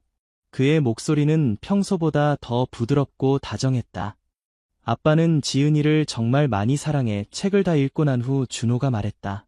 지은이는 아무것도 모른 채 방긋 웃으며 대답했다. 나도 아빠 사랑해요. 준호는 지은이의 이마에 키스를 하고 잠자리에 들었다. 미라는 준호가 자신의 죽음을 예감하고 있는 것 같아 두려웠지만 아무 말도 하지 않았다. 수술날 미라는 지은이를 이웃에게 맡기고 병원으로 향했다. 준호는 수술실로 들어가기 전 미란의 손을 꼭 잡았다. 미란 씨, 내가 만약... 미란은 준호의 말을 막았다. 그런 말 하지 마세요. 당신은 반드시 돌아올 거예요. 지은이와 내가 기다리고 있잖아요. 준호는 미소를 지었지만 그의 눈에는 두려움이 서려 있었다. 하지만 만약을 대비해서 내가 못 돌아오면 지은이에게 내가 얼마나 그 아이를 사랑했는지 꼭 말해주세요. 미라는 눈물을 참으며 고개를 끄덕였다. 알았어요. 하지만 당신이 직접 말해주세요. 꼭 돌아와요. 수술은 8시간 넘게 진행되었다. 미라는 기도실에서 대부분의 시간을 보냈다. 그녀는 준호가 무사히 돌아오기를 간절히 기도했다. 마침내 의사가 수술실에서 나왔다. 그의 표정은 심각했다. 박준호 씨의 아내분이신가요? 의사가 물었다. 미라는 가슴이 조여오는 느낌으로 고개를 끄덕였다. 네, 어떻게 됐나요? 의사는 잠시 침묵했다. 수술은 성공적으로 마쳤습니다. 하지만 상태가 매우 위중합니다. 지금은 중환자실에 계시고 앞으로 24시간이 고비가 될 것 같습니다. 미라는 안도와 두려움이 뒤섞인 감정으로 고개를 끄덕였다. 볼 수 있을까요? 잠시만요. 그리고 의식이 없으신 상태입니다. 중환자실에서 준호를 본 미라는 충격을 받았다. 그는 온몸에 관과 모니터가 연결되어 있었고 얼굴은 창백했다. 그녀는 준호의 손을 조심스럽게 잡았다. 준호 씨, 제 말 들려요. 당신은 꼭 이겨내야 해요. 지은이와 제가 기다리고 있어요. 미란의 목소리는 떨렸다. 그날 밤 미란은 병원 가족 대기실에서 밤을 보냈다. 그녀는 집에 돌아가 지은이를 보고 싶었지만 준호 곁을 떠날 수 없었다. 새벽 3시 미란은 의사의 다급한 호출에 잠에서 깼다. 미란 씨, 준호 씨의 상태가 급격히 나빠졌습니다. 심장 기능이 약해지고 있어요. 미라는 충격에 빠져 중환자실로 달려갔다. 의료진들이 준호 주변에서 분주히 움직이고 있었다. 모니터에서는 경고음이 울리고 있었다. 제발. 미라는 중얼거렸다. 제발 준호 씨를 살려주세요. 그러나 운명은 잔인했다. 모든 의료진의 노력에도 불구하고 박준호는 그날 새벽 심장마비로 세상을 떠났다. 미라는 그의 손을 잡고 마지막 순간을 함께했다. 사랑해요, 준호 씨. 지은이와 저는 당신을 영원히 기억할게요. 미라는 마지막 인사를 속삭였다. 집으로 돌아가는 길, 미란의 마음은 무너져 내렸다. 어떻게 3살배기 지은이에게 아빠가 다시는 돌아오지 않는다고 설명해야 할지 그녀는 상상조차 할 수 없었다. 이웃의 집에 도착했을 때 지은이는 막 잠에서 깨어나고 있었다. 그녀는 미란을 보자마자 환하게 웃었다. 엄마, 아빠는요? 미란은 눈물을 참으며 지은이를 꼭 안았다. 아빠는 하늘나라에 가셨어, 지은아. 지은이는 어린 나이에 죽음의 개념을 이해하지 못했다. 그녀는 단지 고개를 갸웃거리며 물었다. 언제 돌아와요? 미란의 눈에서 눈물이 흘러내렸다. 아빠는 돌아오지 못해. 하지만 항상 우리를 지켜보고 계실 거야. 그날 이후 미란은 홀로 지은이를 키우는 어려운 여정을 시작했다. 63세의 나이에 호러미가 된 그녀는 육체적으로도 정신적으로도 극도로 지쳐갔다. 하지만 그녀는 강해져야만 했다. 지은이를 위해서. 장례식을 마치고 일상으로 돌아가는 것은 더욱 힘들었다. 지은이는 자주 아빠를 찾았고 미라는 그때마다 가슴이 찢어지는 듯한 아픔을 느꼈다. 아빠 언제 와요? 아빠랑 놀고 싶어요. 지은이가 매일 밤 물었다. 미라는 지은이를 안아주며 설명했다. 아빠는 별이 되어서 우리를 지켜보고 있어. 밤하늘을 보면 아빠를 만날 수 있어. 그렇게 미라는 지은이에게 아버지의 부재를 조금씩 이해시키려 노력했다. 그녀는 준호의 사진을 집 곳곳에 두고 매일 저녁 지은이와 함께 아빠에 대한 이야기를 나누었다. 준호의 보험금과 연금으로 경제적인 어려움은 없었지만 혼자서 아이를 키우는 일은 생각보다 훨씬 더 힘들었다. 특히 미란의 나이를 생각하면 더욱 그랬다. 그녀는 종종 체력의 한계를 느꼈다. 엄마, 놀이터 가요. 활기찬 지은이가 외칠 때마다 미라는 자신의 나이를 실감했다. 무릎 통증이 심해 쪼그려 앉기도 힘들었고 지은이를 안아 올리는 것도 점점 더 어려워졌다. 어느 날 미라는 놀이터에서 지은이를 지켜보다가 어지러움을 느꼈다.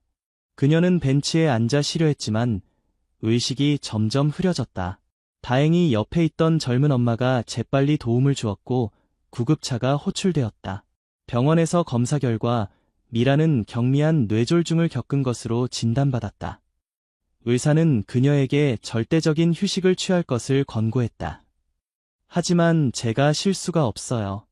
저에겐 돌봐야 할 3살 딸이 있습니다. 미란이 절박하게 말했다. 의사는 그녀를 동정의 눈빛으로 바라보았다. 도움을 청할 가족이 있으신가요? 미라는 고개를 저었다. 그녀의 유일한 가족은 지은이뿐이었다. 동생 영희는 미국에 살고 있었고 다른 친척들과는 거의 연락을 하지 않았다. 병원에서 퇴원한 후 미라는 힘든 결정을 내려야 했다.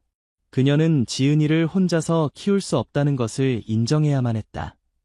그녀의 건강이 허락하지 않았고 언제 다시 쓰러질지 모르는 상황에서 지은이를 위험에 노출시킬 수 없었다. 긴 고민 끝에 미라는 동생 영희에게 연락했다. 영희는 처음에는 놀랐지만 곧 이해해 주었다. 언니, 내가 한국으로 돌아갈게. 지은이를 함께 키우자 영희가 제안했다. 미라는 안도의 눈물을 흘렸다. 정말 고마워, 영희야. 영희는 2주 후 한국으로 돌아왔다. 그녀는 자신의 일을 정리하고 미란과 지은이를 돕기 위해 모든 것을 포기했다. 영희는 미란의 집 근처에 아파트를 구해 이사했고 매일 미란의 집을 방문해 지은이를 돌보았다. 언니, 너무 무리하지 마, 내가 있잖아. 영희는 자주 미란에게 말했다. 영희의 도움으로 미란의 생활은 조금씩 나아졌다. 그녀는 건강을 회복하기 위해 충분한 휴식을 취할 수 있었고 지은이도 이모와 함께 더 많은 활동을 할 수 있게 되었다. 지은이는 빠르게 자라났다. 4살이 되었을 때 그녀는 유치원에 다니기 시작했다. 미라는 매일 아침 지은이를 유치원에 데려다주고 영희가 오후에 데리러 갔다. 엄마, 오늘 유치원에서 그림 그렸어요. 지은이가 어느 날 자랑스럽게 그림을 보여주었다. 그림에는 3사람이 그려져 있었다. 가운데 작은 아이, 그리고 양옆에 2 여자. 위에는 하늘에 별이 하나 빛나고 있었다. 이건 나, 이건 엄마, 이건 이모예요. 그리고 저기. 지은이가 별을 가리키며 말했다. 저기는 아빠가 있는 곳이에요. 미라는 눈물을 참으며 지은이를 안아주었다. 맞아, 아빠는 별이 되어 우리를 지켜보고 있지. 시간이 흐르면서 미란과 지은이 그리고 영희는 새로운 가족의 형태로 적응해 나갔다. 그들은 주말마다 함께 나들이를 가고 명절에는 함께 음식을 준비했다. 지은이에게는 아버지가 없었지만 그녀는 사랑으로 가득 찬 환경에서 자라고 있었다. 지은이가 초등학교에 입학할 무렵 미라는 67세가 되었다. 그녀의 건강은 안정되었지만 나이에 따른 한계는 분명했다. 그녀는 종종 요통과 관절통으로 고생했고 체력도 예전 같지 않았다. 입학식 날 미라는 지은이의 교복을 정리해주며 감격의 눈물을 흘렸다. 그녀는 이 순간을 보기 위해 그토록 오랜 시간을 기다려왔다. 엄마, 왜 울어요? 지은이가 물었다. 미라는 미소를 지으며 눈물을 닦았다. 행복해서 그래. 우리 지은이가 이렇게 예쁘게 자라서. 영희가 사진을 찍기 위해 카메라를 들고 있었다. 자, 이모랑 사진 한 장 찍자. 그들은 학교 앞에서 여러 장의 사진을 찍었다. 다른 가족들이 젊은 부모와 함께 있는 모습과는 달랐지만 그들만의 특별한 행복이 있었다. 하지만 학교 생활이 시작되면서 새로운 문제들이 나타났다. 어느 날, 지은이는 울면서 학교에서 돌아왔다. 엄마, 친구들이 저한테 이상한 질문을 해요. 지은이가 흐느끼며 말했다. 미라는 가슴이 철렁 내려앉는 기분이었다. 어떤 질문을 했니? 왜 내 엄마는 할머니처럼 늙었냐고 물어봤어요. 다른 친구들 엄마는 모두 젊고 예쁜데 우리 엄마는 왜 할머니 같냐고. 미라는 잠시 말을 잇지 못했다. 이런 날이 올 것이라고 예상은 했지만 실제로 맞닥뜨리니 가슴이 아팠다. 지은아, 엄마가 너를 낳을 때 조금 늦은 나이였단다. 그래서 다른 친구들 엄마보다 나이가 많은 거야. 하지만 엄마가 너를 얼마나 사랑하는지는 나이와 상관없어. 지은이는 고개를 끄덕였지만 완전히 이해하지는 못한 것 같았다. 미라는 이 대화가 앞으로 여러 번 더 있을 것임을 알고 있었다. 영희는 이 문제에 대해 미란과 오랜 시간 이야기를 나누었다. 언니, 지은이가 자라면서 이런 질문은 더 많아질 거야. 어떻게 대처할 계획이야? 미라는 한숨을 내쉬었다. 정직하게 말해줄 생각이야. 나이가 들어도 지은이가 내가 노력한 만큼 사랑받고 있다는 것을 알게 하고 싶어. 영희는 미란의 손을 잡아주었다. 걱정 마, 언니. 내가 도울게. 초등학교 생활이 계속되면서 지은이는 점차 자신의 가족 상황을 받아들이기 시작했다. 그녀는 학교에서 친구들을 사귀었고 선생님들로부터도 사랑을 받았다. 그녀는 특히 미술과 음악에 재능을 보였다. 엄마, 오늘 선생님이 제 그림을 칭찬하셨어요. 지은이가 어느 날 기뻐하며 말했다. 미라는 지은이의 성장을 지켜보며 깊은 감사함을 느꼈다.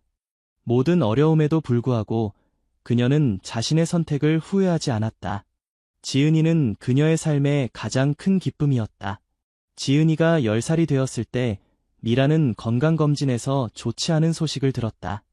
그녀는 초기 단계의 파킨슨병 진단을 받았다. 의사는 약물 치료와 정기적인 검진을 권고했다. 얼마나 더 독립적으로 지낼 수 있을까요? 미란이 의사에게 물었다. 의사는 솔직하게 대답했다. 병의 진행 속도는 개인마다 다릅니다. 하지만 앞으로 5에서 10년 동안은 약물 치료로 증상을 잘 관리할 수 있을 겁니다. 그 이후에는 점차 도움이 더 필요해질 수 있습니다. 이 소식은 미란에게 큰 충격이었다. 그녀는 지은이가 성인이 될 때까지 건강하게 지내길 바랐지만 이제 그것이 불확실해졌다. 미란은 이 사실을 영희에게만 알렸다. 지은이에게는 말하지 않기로 했다. 그녀는 아직 어린 딸에게 이런 부담을 주고 싶지 않았다. 언니, 내가 더 많이 도울게. 영희가 약속했다. 지은이가 대학에 갈 때까지는 우리가 함께 잘 키울 수 있을 거야. 미라는 감사함에 눈물을 흘렸다. 영희야, 내가 없었다면 어떻게 했을지 모르겠다. 그러나 미란의 병은 예상보다 빠르게 진행되었다. 지은이가 중학교에 입학할 무렵 미란은 이미 손떨림과 경직, 그리고 보행장애를 경험하고 있었다. 그녀는 점점 더 일상생활에서 영희의 도움을 필요로 했다. 엄마, 괜찮아요? 지은이가 어느 날 미란이 식사 중 포크를 떨어뜨렸을 때 물었다. 미란은 미소를 지으려 했지만 쉽지 않았다. 파킨슨병은 그녀의 얼굴 근육도 경직시키고 있었다. 그냥 조금 피곤해서 그래. 걱정하지 마. 하지만 지은이는 이미 어머니의 상태가 정상이 아님을 알아차리고 있었다. 그녀는 13살이었지만 매우 성숙하고 관찰력이 뛰어났다. 어느 날 저녁, 지은이는 미란과 영희가 나누는 대화를 우연히 듣게 되었다. 약을 더 증량해야 한다고 하셨어? 벌써? 영희의 걱정 어린 목소리가 들렸다. 의사 선생님이 병이 예상보다 빠르게 진행되고 있다고 하셨어. 미란의 대답이 이어졌다. 지은이는 그 자리에 얼어붙었다. 그녀의 마음속에는 두려움이 가득했다. 엄마가 아픈 걸까? 그것도 심각하게. 다음 날, 지은이는 용기를 내어 미란에게 물었다. 엄마, 어디 아파요? 미란은 놀랐지만, 이제는 진실을 말해야 할 때라고 느꼈다. 지은아, 엄마가 파킨슨 병이라는 병에 걸렸어. 이 병은 시간이 지날수록 엄마의 움직임을 어렵게 만들 거야. 지은이의 눈에 눈물이 고였다. 엄마가 죽어요.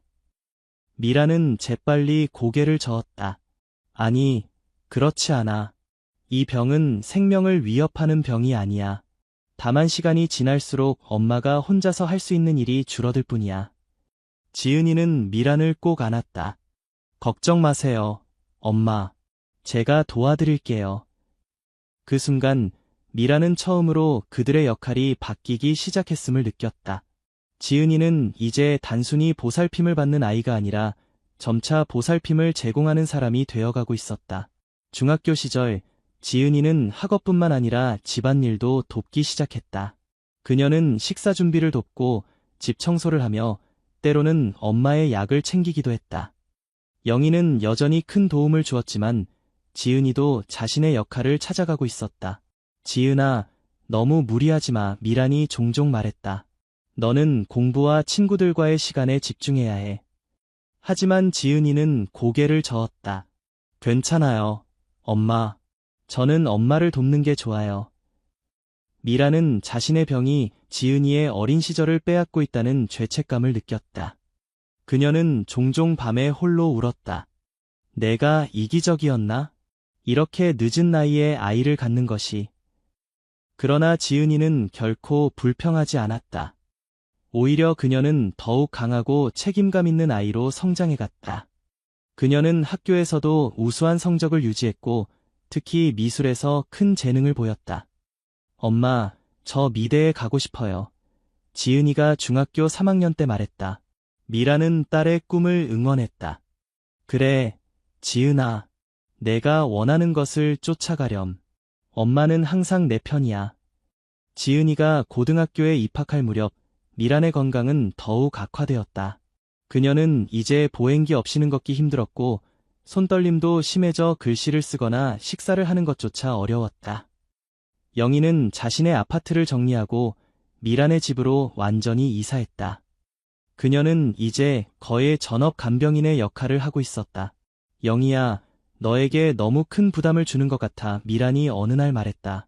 영희는 미소를 지었다. 언니, 걱정 마. 우리는 가족이잖아.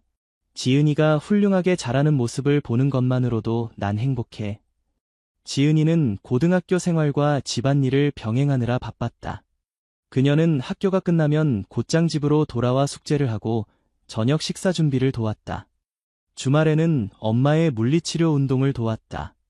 어느 날 지은이의 미술 선생님이 상담을 요청했다. 지은이는 정말 뛰어난 재능이 있어요. 선생님이 말했다. 대학 미술 특기자 전형을 준비해보는 게 어떨까요? 미라는 기뻤지만 동시에 걱정도 되었다. 특기자 준비는 많은 시간과 노력이 필요한 일이었다. 지은이가 그만한 여유를 가질 수 있을까? 집에서 이 이야기를 했을 때 지은이는 눈을 빛냈다. 정말요? 선생님이 그렇게 말씀하셨어요. 미라는 딸의 열정을 보며 결심했다. 지은아, 내가 정말 원한다면 도전해보렴. 엄마 때문에 내 꿈을 포기하지 않았으면 해. 지은이는 미란을 꼭 안았다. 고마워요, 엄마. 하지만 걱정 마세요. 엄마 돌보는 것과 미술 공부 둘 다 잘할 수 있어요. 그 후 지은이는 더욱 바빠졌다. 학교 수업이 끝나면 미술 학원에 가고 밤늦게 돌아와 숙제를 했다. 주말에는 포트폴리오 작업과 집안일을 병행했다. 그녀는 종종 밤늦게까지 그림을 그리곤 했다. 지은아, 너무 무리하는 것 아니니? 영희가 걱정스럽게 물었다. 지은이는 웃으며 고개를 저었다. 괜찮아요, 이모. 저는 그림 그리는 게 좋아요. 스트레스가 아니라 오히려 힐링이 돼요. 미라는 딸의 성장을 지켜보며 자부심을 느꼈다. 지은이는 어려운 환경에서도 자신의 꿈을 향해 나아가고 있었다. 그녀는 결코 불평하지 않았고 항상 밝은 모습을 보여주었다. 지은이의 고등학교 졸업식 날, 미라는 휠체어를 타고 참석했다. 그녀는 이제 거의 모든 일상생활에 도움이 필요했지만 딸의 졸업식은 절대 놓치고 싶지 않았다. 박지은 학생, 미술특기자 장학생으로 서울대학교 미술대학 입학이 확정되었습니다. 교장 선생님의 발표에 큰 박수가 터져나왔다. 미란의 눈에서는 자랑스러운 눈물이 흘러내렸다. 그녀의 딸은 명문대학의 장학생으로 입학하게 된 것이다. 졸업식 후 지은이는 동창들과 기념사진을 찍고 있었다. 미라는 조금 떨어진 곳에서 그 모습을 지켜보고 있었다. 저희 엄마예요. 지은이가 친구들을 데리고 미란에게 다가왔다. 다들 우리 엄마 정말 대단하시다고 생각해요. 60세에 저를 낳으시고 혼자서 키우셨거든요. 미라는 감동의 눈물을 참을 수 없었다. 딸이 자신을 부끄러워하지 않고 오히려 자랑스러워한다는 사실이 그녀에게는 세상 무엇보다 값진 선물이었다. 대학 생활이 시작되면서 지은이는 기숙사에 들어가게 되었다. 서울대학교는 집에서 통학하기에는 너무 멀었고 무엇보다 지은이도 대학 생활을 제대로 경험하기를 원했다. 괜찮겠어요, 엄마. 지은이가 떠나기 전날 밤 물었다. 미라는 미소를 지었다. 물론이지. 영희가 있잖니. 그리고 너는 주말마다 집에 올 수 있잖아. 하지만 사실 미란의 마음은 무거웠다. 그녀는 딸이 떠나는 것이 슬펐지만 동시에 지은이가 자신의 삶을 살아가기를 원했다. 대학 1학년, 지은이는 매주 금요일 저녁에 집에 돌아와 주말을 가족과 보냈다. 그녀는 대학 생활에 대한 이야기를 들려주고 자신의 작품을 보여주었다. 그리고 주말 동안은 엄마를 돌보는 일을 영희와 나누어 했다. 하지만 시간이 흐르면서 지은이의 방문 빈도는 점차 줄어들었다. 그녀는 작품 전시회 준비, 과제, 그리고 새로운 친구들과의 시간으로 바빠졌다. 괜찮아, 지은아. 내 생활에 집중하렴. 미라는 전화로 자주 딸을 안심시켰다. 엄마는 영희 이모가 잘 돌봐주고 있으니 걱정하지 마.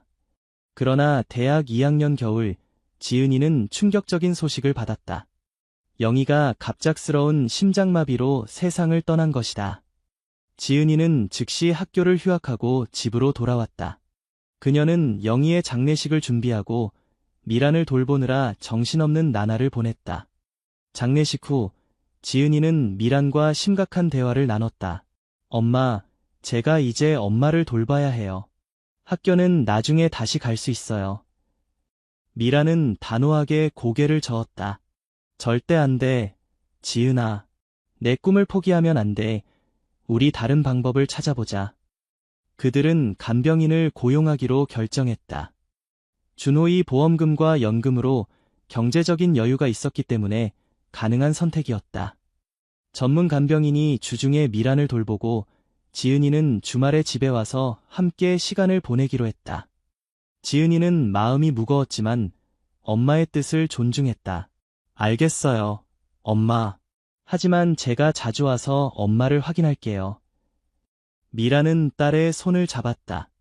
지은아, 엄마는 내가 행복하게 자신의 길을 가는 모습을 보는 것이 가장 큰 기쁨이야. 엄마 때문에 내 인생을 희생하지 말아줘. 그렇게 지은이는 다시 학교로 돌아갔다. 그녀는 학업에 더욱 열중했고 첫 개인전을 준비하기 시작했다. 그녀의 작품은 대부분 가족과 사랑, 그리고 시간의 흐름에 관한 것이었다. 제 첫 전시회 주제는 늦은 기적이에요. 지은이가 미란에게 말했다. 엄마와 제 이야기를 담은 작품들이죠. 미란은 감동의 눈물을 흘렸다. 정말 보고 싶구나, 지은아. 걱정 마세요, 엄마. 제가 엄마를 전시회에 모실게요. 휠체어가 있으니까 충분히 가능해요. 지은이의 첫 개인전은 대학 캠퍼스 내 갤러리에서 열렸다. 그녀는 특별히 미란을 위해 모든 접근성을 확인하고 준비했다. 전시회 첫날, 지은이는 간병인의 도움을 받아 미란을 갤러리로 모셔왔다. 갤러리에 들어서자 미란은 숨을 들이켰다. 벽면에는 지은이의 그림들이 걸려 있었다. 특히 눈에 띄는 것은 중앙에 위치한 대형 캔버스였다. 그림 속에는 젊은 여성이 나이든 여성을 안고 있는 모습이 그려져 있었다. 그들의 얼굴에는 평화로운 미소가 담겨 있었다. 이 작품의 제목은 시간을 초월한 사랑입니다. 지은이가 관람객들에게 설명했다. 저의 삶을 가능하게 해준 어머니에 대한 헌사입니다. 미란의 눈에서는 눈물이 흘러내렸다.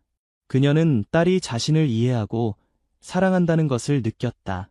모든 어려움과 고통에도 불구하고 그녀의 선택은 옳았다. 전시회는 큰 성공을 거두었다. 지은이의 작품은 평론가들로부터 높은 평가를 받았고 몇 점은 판매되기도 했다. 특히 시간을 초월한 사랑은 유명 미술관에서 구매 의사를 밝혔다. 엄마, 제가 해냈어요. 지은이가 기쁨의 참목소리로 말했다. 미라는 딸의 손을 꼭 잡았다. 정말 자랑스러워, 지은아. 내 아빠도 분명 하늘에서 널 보며 자랑스러워하고 있을 거야.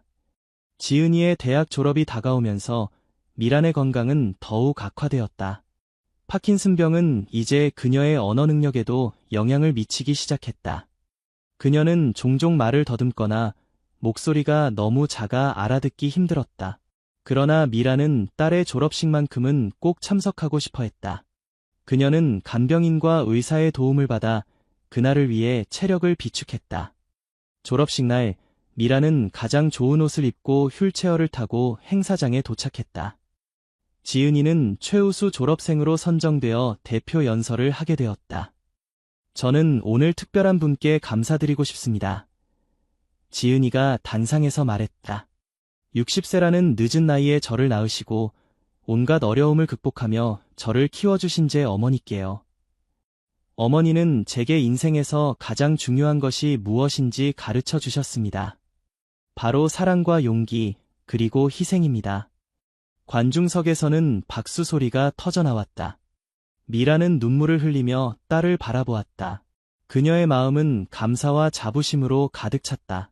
졸업 후 지은이는 유명 미술 갤러리에서 일자리를 제안받았다. 그것은 그녀가 꿈꿔왔던 직업이었다. 하지만 동시에 그녀는 미란의 상태를 걱정했다. 엄마, 이 일은 해외 출장이 많아요. 제가 자주 집을 비워야 할 수도 있어요. 지은이가 걱정스럽게 말했다. 미라는 가능한 한 또렷하게 말하려고 노력했다. 지은아. 네. 꿈을 쫓아. 지은이는 결국 그 일자리를 받아들였지만 동시에 미란을 위한 최고의 간병 시스템을 구축했다. 그녀는 2명의 전문 간병인을 교대로 고용하고 응급 상황을 위한 유료 알림 시스템을 설치했다. 또한 자신이 출장 중일 때도 매일 화상통화로 미란과 대화할 수 있도록 했다. 엄마, 제가 없을 때도 항상 연락할 수 있어요. 그리고 급한 일이 있으면 즉시 돌아올게요. 지은이가 약속했다. 미란은 미소를 지었다. 비록 말하기는 어려웠지만 그녀의 눈빛은 딸에 대한 사랑과 자부심을 전하고 있었다. 지은이의 커리어는 순조롭게 발전했다. 그녀는 유명 작가들의 전시를 기획하고 자신의 작품도 꾸준히 발표했다. 2년 후 그녀는 자신의 2번째 개인전을 준비하게 되었다. 이번에는 모성이라는 주제로 전시회를 준비하고 있어요. 엄마, 지은이가 주말 방문 중에 말했다. 어머니의 사랑이 얼마나 강력하고 아름다운지 보여주고 싶어요. 미라는 희미하게 웃었다. 그녀의 상태는 더욱 악화되어 이제는 거의 침대에서만 생활했다. 하지만 그녀의 정신은 여전히 또렷했고 딸과의 대화를 통해 큰 기쁨을 느꼈다. 지은이의 2번째 전시회 개막을 2주 앞둔 어느 날 밤, 미라는 평소보다 더 피곤함을 느꼈다. 그녀는 지은이에게 전화를 걸어달라고 간병인에게 부탁했다. 엄마, 무슨 일이에요? 지은이가 걱정스럽게 물었다. 미라는 천천히 힘겹게 말했다. 지은아, 엄마가 너무 자랑스러워. 사랑해. 지은이는 어머니의 목소리에서 무언가 다른 점을 느꼈다.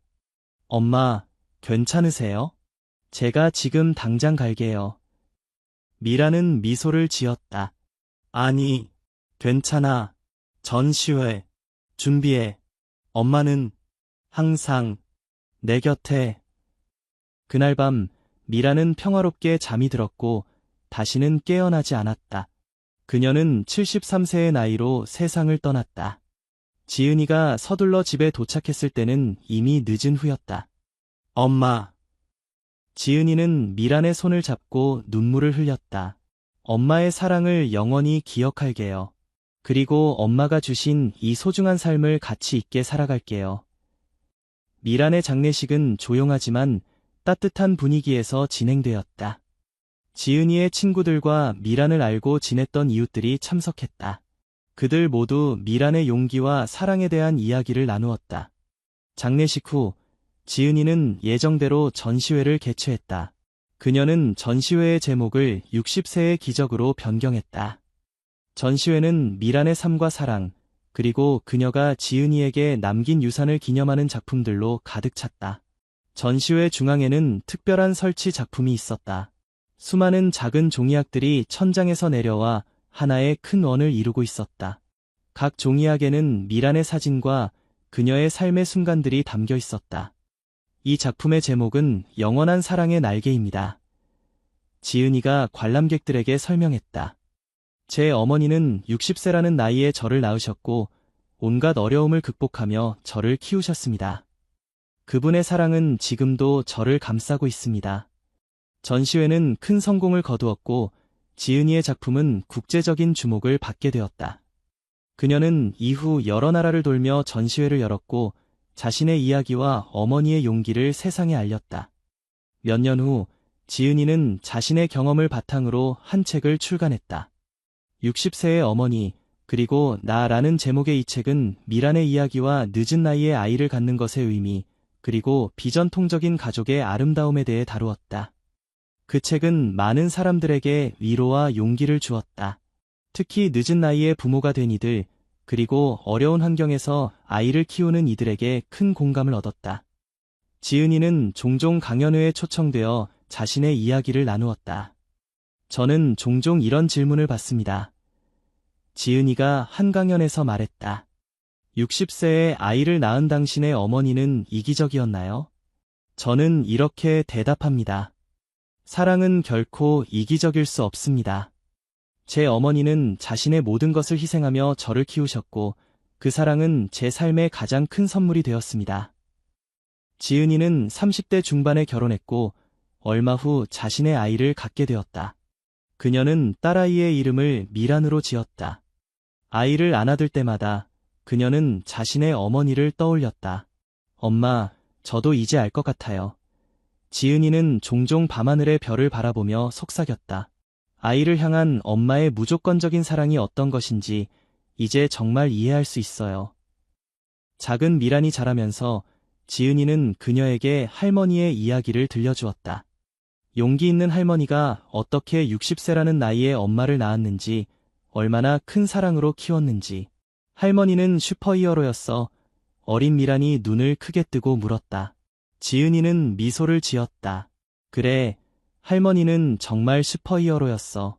세상에서 가장 강한 초능력을 가진 히어로였지. 그 초능력은 바로 사랑이었어. 어느 평화로운 가을 저녁, 지은이는 딸과 함께 뒤뜰에 앉아 별을 바라보고 있었다. 갑자기 작은 미란이 하늘을 가리키며 외쳤다. 엄마, 저기 봐. 별이 정말 밝게 빛나고 있어. 지은이는 딸이 가리키는 방향을 바라보았다.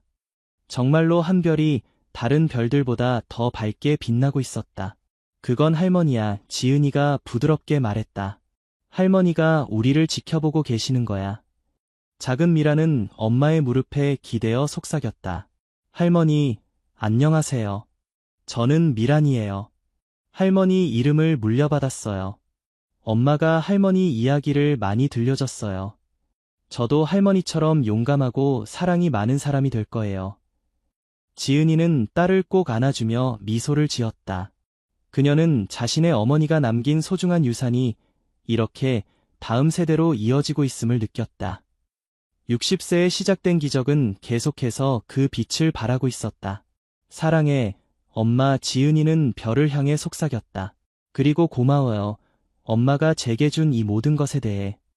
밤하늘의 별은 마치 대답하듯 더욱 밝게 빛났다. 세월이 흘러 지은이는 50대 중반이 되었다. 그녀는 국제적으로 인정받는 예술가가 되었고 딸미라는 의학을 공부하여 소아과 의사가 되었다. 그들은 종종 함께 봉사활동을 하며 어려운 환경의 아이들을 돕는 일에 헌신했다. 지은이가 60세가 되던 해 그녀는 특별한 프로젝트를 시작했다. 그것은 60세의 어머니들이라는 다큐멘터리 시리즈로 세계 각국에서 늦은 나이에 아이를 갖게 된 여성들의 이야기를 담는 것이었다. 제 어머니가 60세에 저를 낳으셨을 때 그것은 기적이라고 불렸습니다. 지은이가 프로젝트의 서문에서 말했다. 오늘날 의학의 발전으로 더 많은 여성들이 늦은 나이에도 아이를 가질 수 있게 되었습니다. 하지만 그들이 마주하는 도전과 기쁨, 그리고 사회적 인식은 여전히 복잡합니다. 이 프로젝트를 통해 그들의 목소리를 전하고자 합니다. 프로젝트는 큰 반향을 일으켰고 많은 사람들에게 영감을 주었다. 지은이는 종종 자신이 어머니의 유산을 계승하고 있다고 느꼈다. 미란이 주변의 모든 편견과 어려움을 극복하고 그녀를 키웠듯이 지은이도 자신의 이야기를 통해 다른 이들에게 용기와 희망을 주고 있었다. 엄마, 이제 저도 엄마와 같은 나이가 되었어요. 지은이는 어느 날 밤 일기에 적었다. 이 나이가 되어보니 엄마의 선택이 얼마나 용감했는지 더욱 깊이 이해하게 됩니다. 엄마가 저를 위해 감수한 모든 것에 감사드립니다. 엄마의 사랑은 제 삶의 가장 큰 선물이었고 저는 그 사랑을 계속해서 세상에 전하고 있습니다. 세월이 더 흘러 지은이도 노년에 접어들었다. 그녀는 손녀들에게 할머니 미란의 이야기를 들려주었다. 그 이야기는 가족의 전설이 되어 세대를 거쳐 전해지고 있었다. 할머니의 할머니는 어떤 분이셨어요? 어린 손녀가 물었다. 지은이는 미소를 지었다. 그분은 세상에서 가장 용감하고 사랑이 많은 분이셨단다. 60세라는 나이에 아기를 가지기로 결심하셨고 모든 어려움을 이겨내며 그 아기를 키우셨지. 그 아기가 바로 나란다. 아, 정말 대단하시네요. 손녀가 감탄했다. 그래, 정말 대단하신 분이셨어. 그리고 그분이 내게 가르쳐주신 가장 중요한 것은 진정한 사랑에는 나이도, 시간도, 어떤 장애물도 없다는 거야. 사랑은 모든 것을 극복할 수 있단다. 그날 밤, 지은이는 창가에 앉아 밤하늘을 바라보았다. 그곳에는 여전히 그 밝은 별이 빛나고 있었다. 그녀는 마음속으로 어머니에게 말했다. 엄마, 저는 행복했어요. 엄마가 주신 이 삶이 너무나 소중했어요.